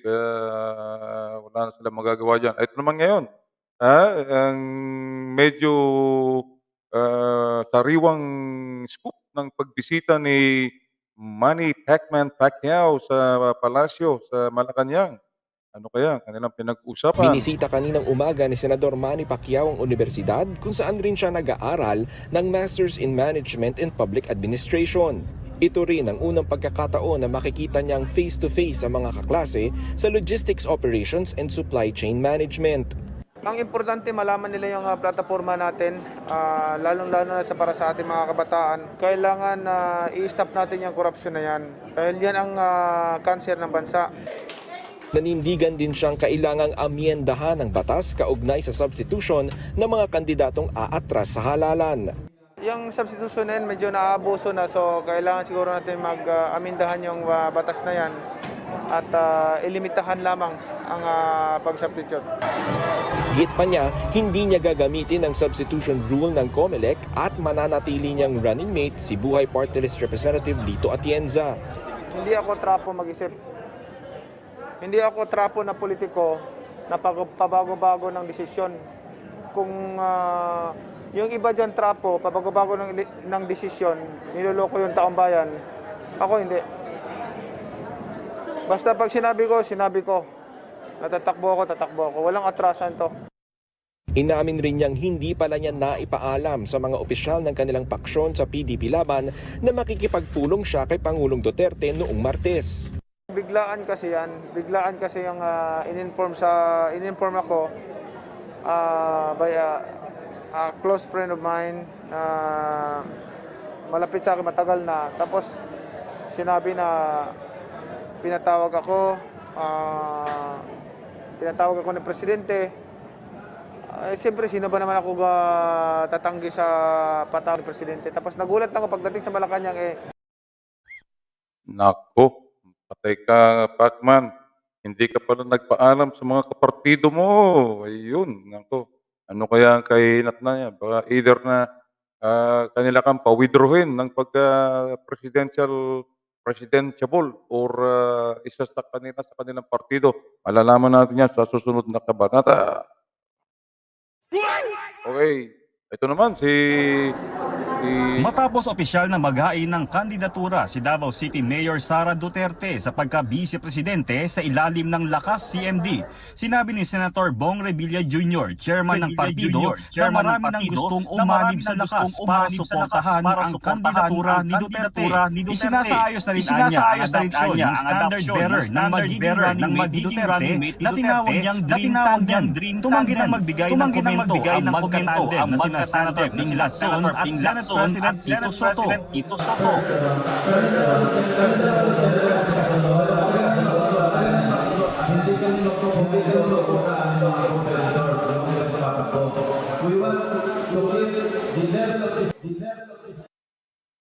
Okay, ayan. So, imbitahin na natin rin ang ating isang bisita na ito ay isa sa pangunahing tawag dito ay supporter ng BBM 2022. Kilala mo ba yung BBM? Ay, syempre po, sino po ba naman ang hindi may kilala sa BBM? So, I cannot wait to hear what they have to say today, Chairman Fred, ang ating mga pauman. Oh, my goodness, ang Tagalog ko po. Ating mga guests na lang. Oo. Pero tayo bilang broadcaster tayo ay magiging neutral. Dapat tayo neutral. Kaya Ay, secret. syempre po. Kaya ikaw, secret. Yan man. Sa likod mo, Po, secret. nakita niyo po ba? Secret. Secret Yan yung po ang... iyong boboto. Ay, syempre po. Ano ka na? Voter ka ba o hindi? Voter po ako, Chairman Fred, syempre. Good. Voter ka na pala. Opo. So, maganda pong mapakinggan ang iba't ibang tag dito, partido, kumbaga, di ba po? Yes. So, how many years ka na bumoboto? Ay, bago pa lang po. First time po, Chairman This is your first time na bumoto? Opo. Nag-register ka lang kamakailan? Opo. Kaya nga po, Chairman Fred, katulad ng sinabi ko kanina, napaka-importante po na mabigyan ng edukasyon ng mga Australian migrants. Kung na meron kayong choice na maging dual citizen. So, napaka-importante po niyan. Dahil hindi po yan. Obviously, ikaw, you're a dual citizen. Ay, syempre po. And very proud Filipino. Always. Filipino-Australian po, syempre. Hindi lang nila alam kung anong advantage ng dual citizen, pero marami ang advantage. Anyway, that will be for another program. So, welcome na natin ang ating bisita, and he is a well-known musician dito sa atin sa Barangay Melbourne, Barangay Victoria. Composer, musician, and entertainer. Ayan. Ako. Okay. Welcome po. Welcome. Pero alam mo ito yung kanyang day job. Magtataka ka, hindi related sa music at entertainment. Alam mo yung day job niya mabigat. Mabigat yung kanyang trabaho. Siya ay nag-assemble ng mga truck body at saka mga trailer. Oh, wow. Tama po. Aba. Oo. Siguro po kumakanta, Chairman Fred. Kung kumakanta habang nag-assemble para mas mapadali ang trabaho. Siguro, pero mahirap dahil baka mabitawan mo yung mga metal na mga like 500 kilos. Ay, patay. Wag naman po sana. Kailangan concentrated siya dyan. Oo. Anyway, yan ang madalas ko itanong sa kanya kung paano niya na-reconcile yung kanyang pagiging musician, especially gitara ang kanyang specialty, and gitara at saka yung keyboard ang specialty niya. Tapos yung siyempre pagpupukpukan ng mga yung mga assemble ng body, mabigat yun na hindi kaya nadadamage yung kanyang mga daliri. So, yun ang tinatanong ko madalas sa kanya. So anyway, let's welcome Mr. Raul RMJ Rojas. Welcome. Welcome po, Kuya Raul. Hello. Magandang gabi na sa inyo. Mataas pa rin ang araw pero magandang gabi na sa inyo. Lahat. Kasi mag-alas 7 na yata ngayon. So, almost 7 o'clock Yeah, now. that's So, pwede na. Oh, medyo na overtime kami at napasarap yung puntahan namin doon sa mga taga UP, Isko at Iska. Ha? Kaya nga po, Kuya that's Raul. okay. It's okay. Kuya Fred, thank you for inviting me, okay? Also, klaro ko lang, sa nasabi mo, salamat. Kasi isa akong musikero at 33 years na ako dito sa Australia. Isang negosyante rin for almost 27 na. So, building truck bodies, kung nakikita niyo yung mga dump truck na may pangalang RMJ o kaya Roxanne Truck and Trailer, akong gumawa nun. Aba, Kuya Raul. Yeah. One more reason why I have to be proud for being a Filipino. Good job. Very well Yes, done. hard work, and I enjoy it anyway. So, So, I'm Kuya very Raul, wait. proud. Bago po tayo magtuloy, yung pong tinatanong namin kanina ni Chairman Fred, so do you sing while you are putting these trucks together? Oh yes, I do.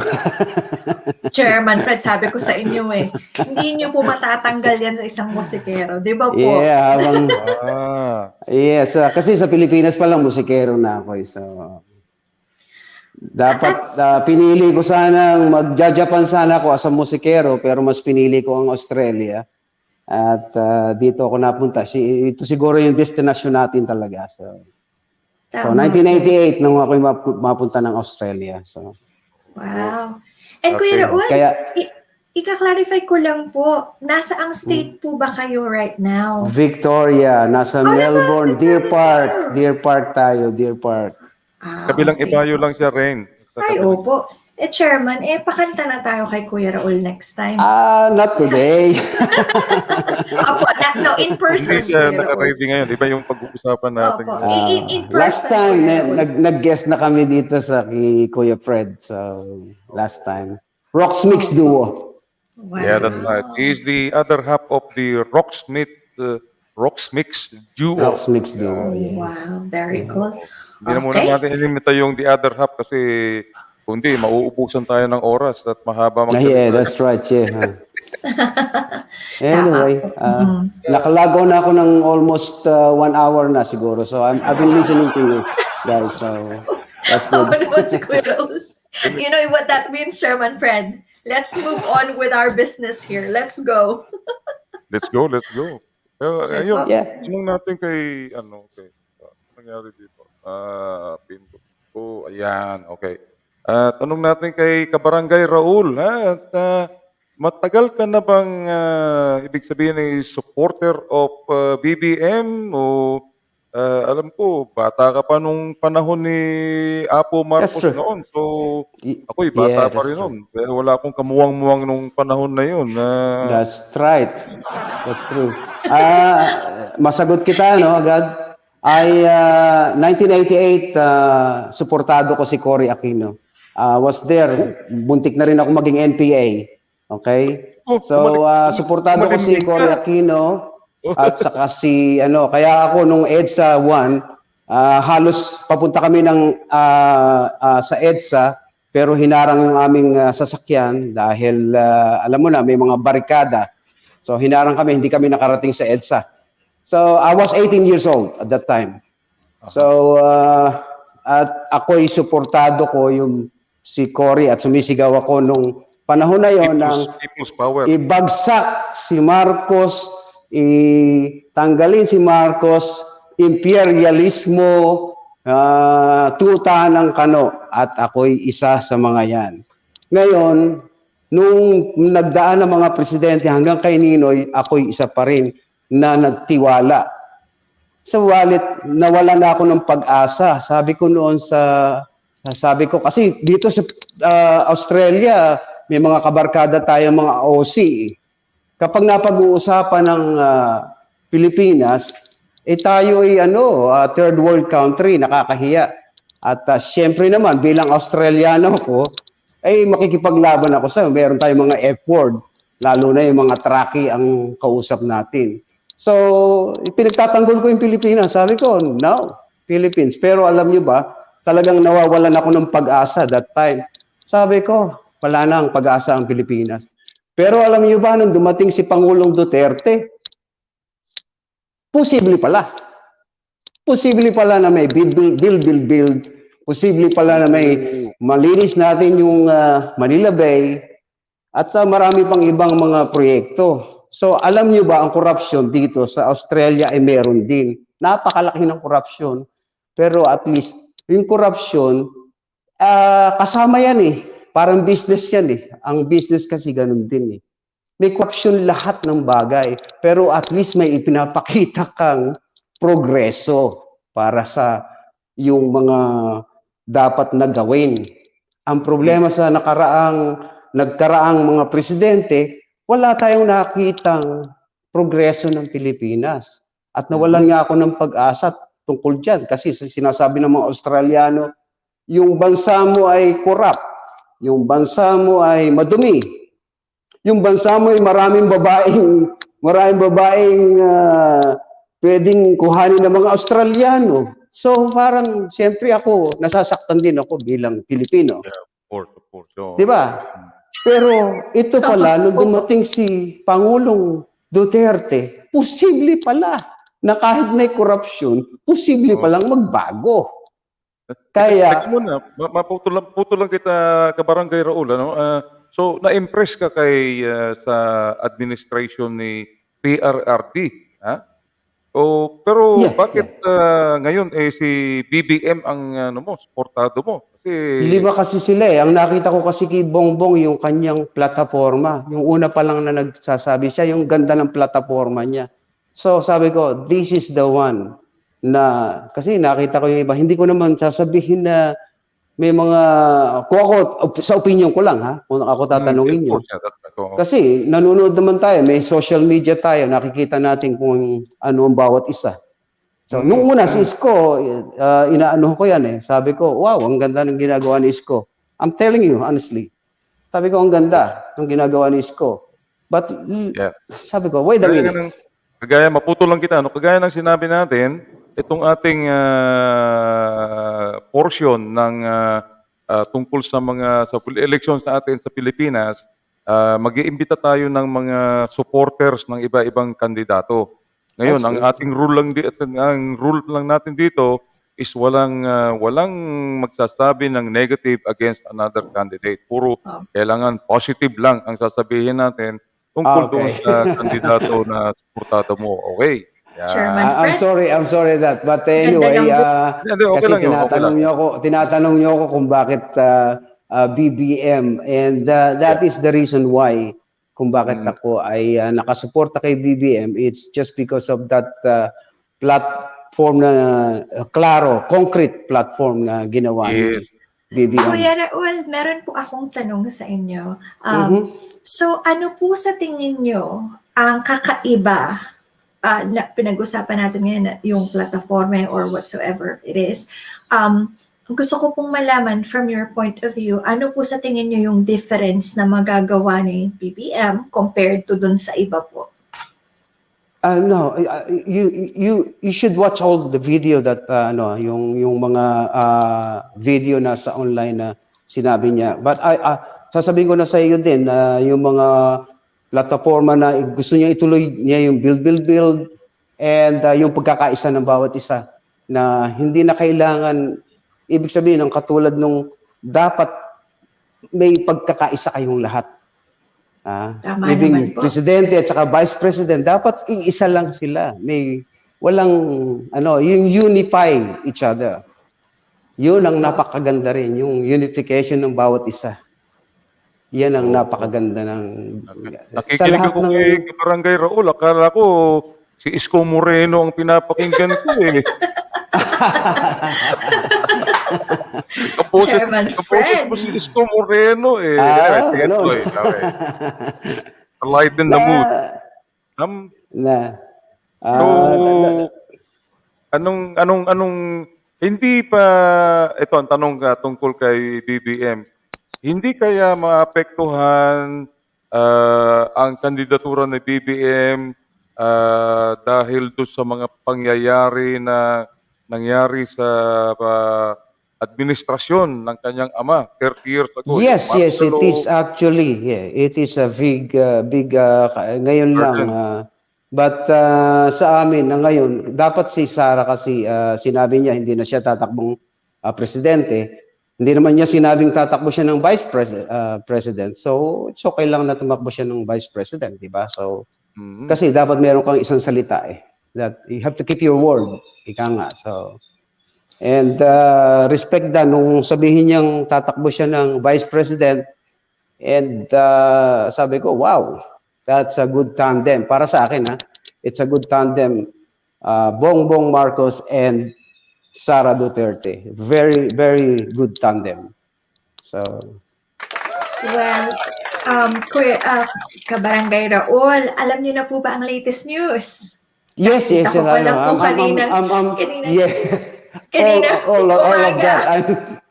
Yes, I know. Chairman Fred, nakita niyo na po ba ang latest? Yes, I know that already. Sa mga... About PRRD. And Opo. alam mo, kasi nagsabi na din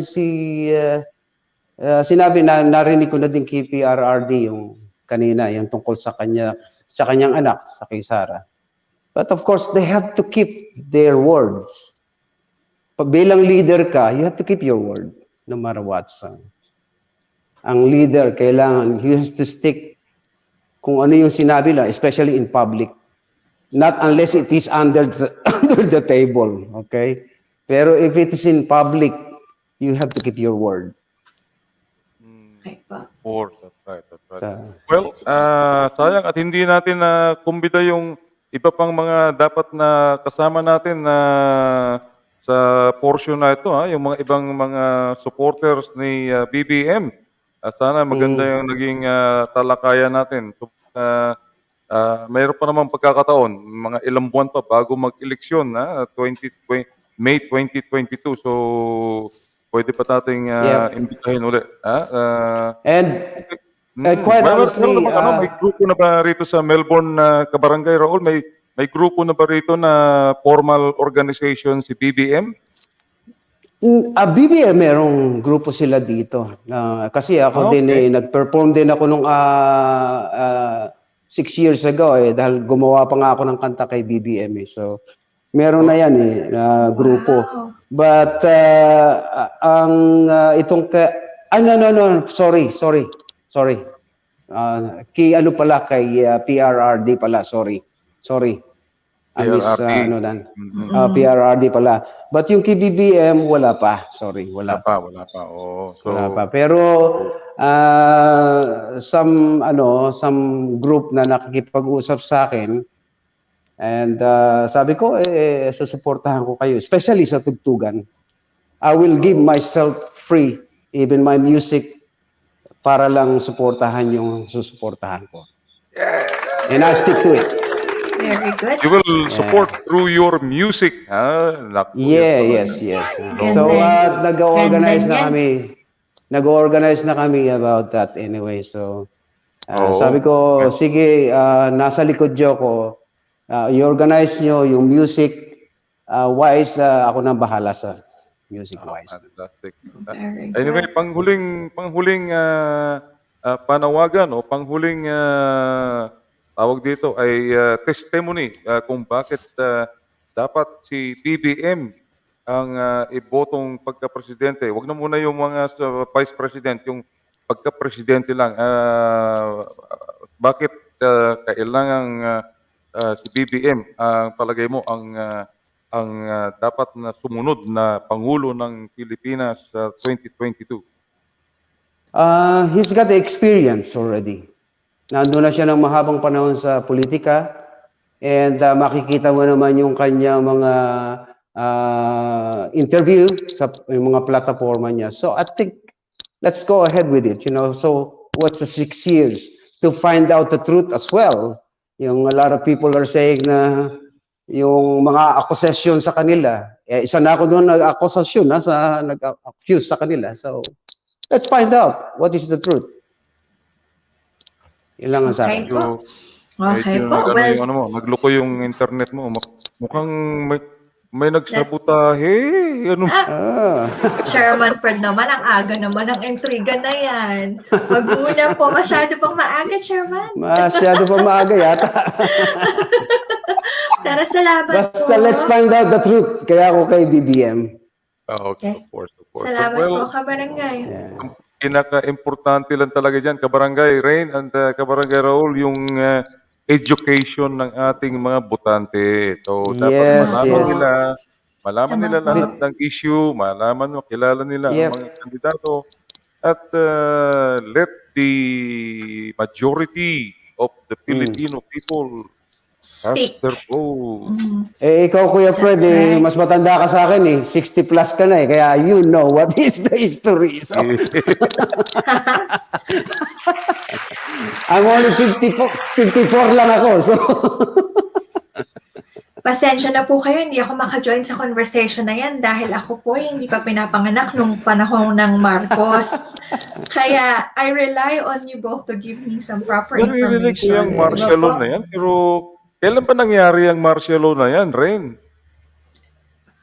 Chairman Fred, alam niyo naman pong di ako lumaki Anong sa year na nangyari yan? Pilipinas. Mukhang hindi ko natatandaan that yan was 72. I'm 6 years old. Oh my gosh, that was way before I was born. That was way before I was born, Chairman Fred. Wag niyo po ako pinagtatanong ng mga ganyan, Chairman. And natapos siya 1983. So, we know. And alam natin yung mga nangyari. But syempre, kabataan natin noon, I really don't know. Kasi ano pa tayo, ignorante. So, and galing tayo sa probinsya, ignorante.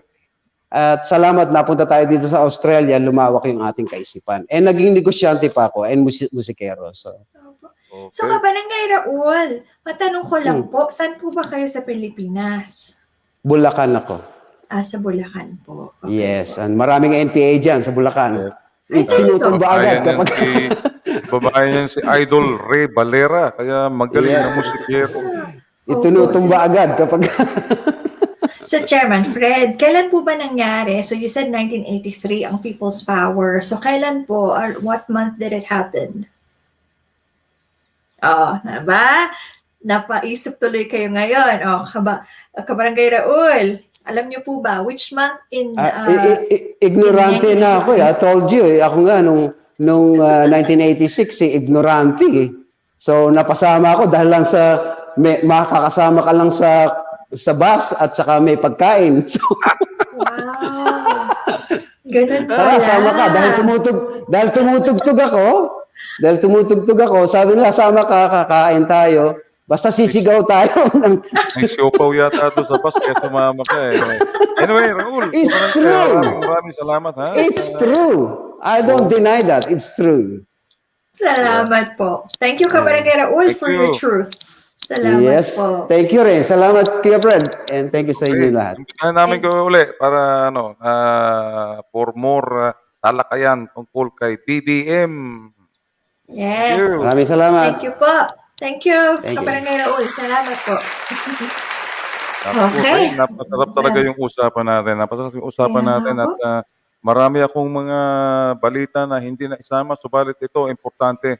Itong importanteng paalala natin sa mga botante natin, sa tayo at mga botante natin. Okay, dapat ganito ang tandaan po natin.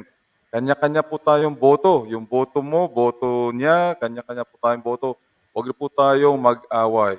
Yan. Si Pedro at Badong magkaibigan, inuumaga sa pag-iinuman.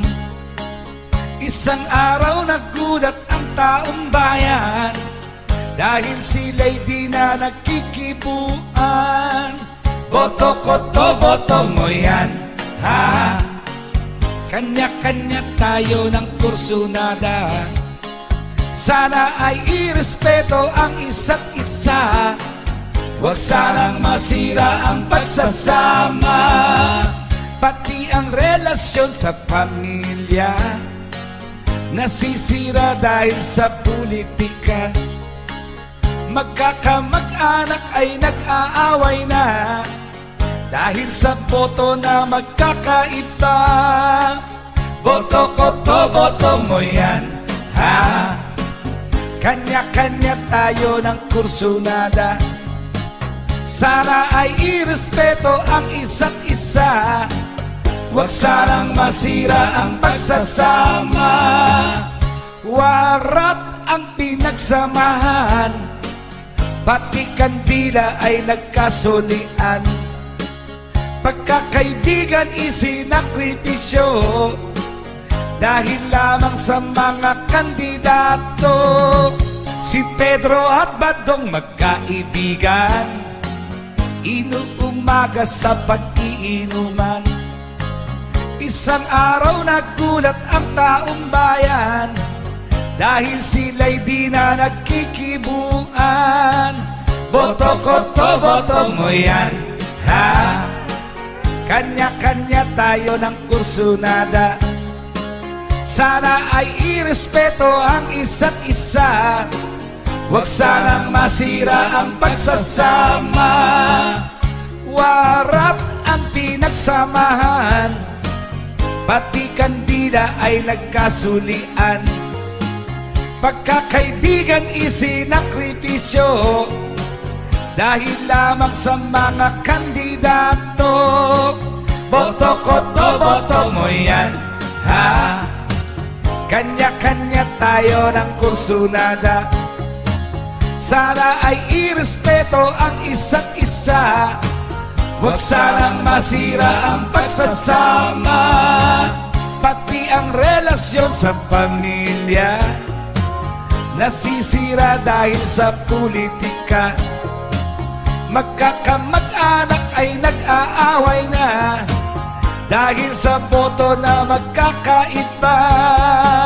Boto ko to, boto mo yan, ha? Kanya-kanya tayo ng kursunada. Sana ay irespeto ang isa't isa, huwag sanang masira ang pagsasama. Ay, nako. Ayun na nga po. Tama po talaga, Chairman Fred. And ang idagdag lang po natin dyan is that, tayo po ay may karapatan at tayo po ang mamimili kung sino sa tingin natin ang makakapagpaganda ng ating bayan. So, po tayo, maging educated voter po tayo, and, do not let your outer influence to let them take that away from you. Di ba po, Chairman Fred? Yes, of course, tama yun. But before the most important of all, ay maraming salamat sa iyong tinatawag nating inaugural co-hosting dito sa atin sa Barangay Radio, ha? At after this, mag-uusap tayo, and we might look into your equipment and gadget para ma-improve natin ng konti ang quality ng sound. Opo. Okay, no problem. Opo. So, mayroon ka bang Salamat gusto po. i-shout out sa mga kaibigan mo, at after this, I'll send you. Shout out po sa aking lahat ng mga friendships sa Sydney, sa kung saan-saan man, kahit dito sa Melbourne, naghihintay sila ng link natin para mapakinggan at makita ang ating show for today. So, I thank you so much, Chairman Fred, for giving me this opportunity. And, it's such a pleasure being here. Matagal ko na pong tinatanong sa sarili ko kung bakit po ako dito sa Australia napunta, at okay naman po ako sa Amerika. Pero siguro po, through this program, I'm able to give back to our community. And yes, di ba po? So maraming salamat po. Magugulat yung aking favorite doctor nito pag nakita ka na kasama ka pala ngayon sa radio gang ni Chairman Fred, ha? Kaya, alam mo na kung sino yung aking favorite opo. doctor. Syempre po. Lahat ng aking kabisado niya na yung aking buong katawan. You're inside out. Mga internal yung mga health issues. So, Chairman Fred, ang inyong ins and outs, kumbaga, di ba po? Well, yes, actually, so, I'll be seeing them sometime this weekend. Yes, surprise na lang natin sila. So, i-share ko na lang po ang link na ito. Well, salamat, Chairman Fred, and we will be chatting a little later, I guess. And it's such a pleasure being in the show today. Salamat po. Okay, likewise, Rain. And I think si Ate G is gustong ligawan ka at imbitahin ka raw sa kanyang radio program. Nakita ko doon yung Naku kanyang po, comments. nasan po? Mag-usap Nasaan na kayong dalawa. Ay, naku po, nasan? Hi, Ate G! Oo. Ay, teka po, i-add daw natin. Teka po. Sa atin. Aba, Ate G, of course. Anytime naman. Pero pasok ka muna dito. Next week po ba? Pasok, sabi ko pa, Ate G, mag-guest ka muna ulit din dito pala. Yeah, opo. Ano yan? Medyo, ano na yan, batikan, veteranong ano yan, broadcaster sa radio station niya sa Gippsland. Kaya, yun, tama-tama. Okay, thank you very much, Rain. And mga kabarangay, huwag po kayo magsasawa. Lalong-lalo po yun. Meron po tayong bagong kabarangay co-host, Rain DL. At next week naman po ay makakasama na natin si Liza Javier, direct from Osaka, Japan. Okay. Amazing. Okay. So, make sure you tune in, mga kabarangay. Pero, mga kabarangay, I will see you guys on Friday. On Friday. Di ba po? Okay. Salamat po. Thank you, Chairman. Chairman Fred. Have a good weekend, whatever is left of your weekend. Salamat po. And we will speak to you all very soon. Salamat, mga kabarangay. Tune in again next time. Thank you po. Thank you, Chairman Fred. Bye. Have a good night. Bye. Okay, yan po ang ating bagong co-host at kabarangay co-host. At bago po natin makalimutan ay yung mga yung mga kabarangay natin na naghahanda na para sa kanilang ihahanda sa Pasko. Huwag po ninyong kalimutan, ito ang masarap na lechong Cebu.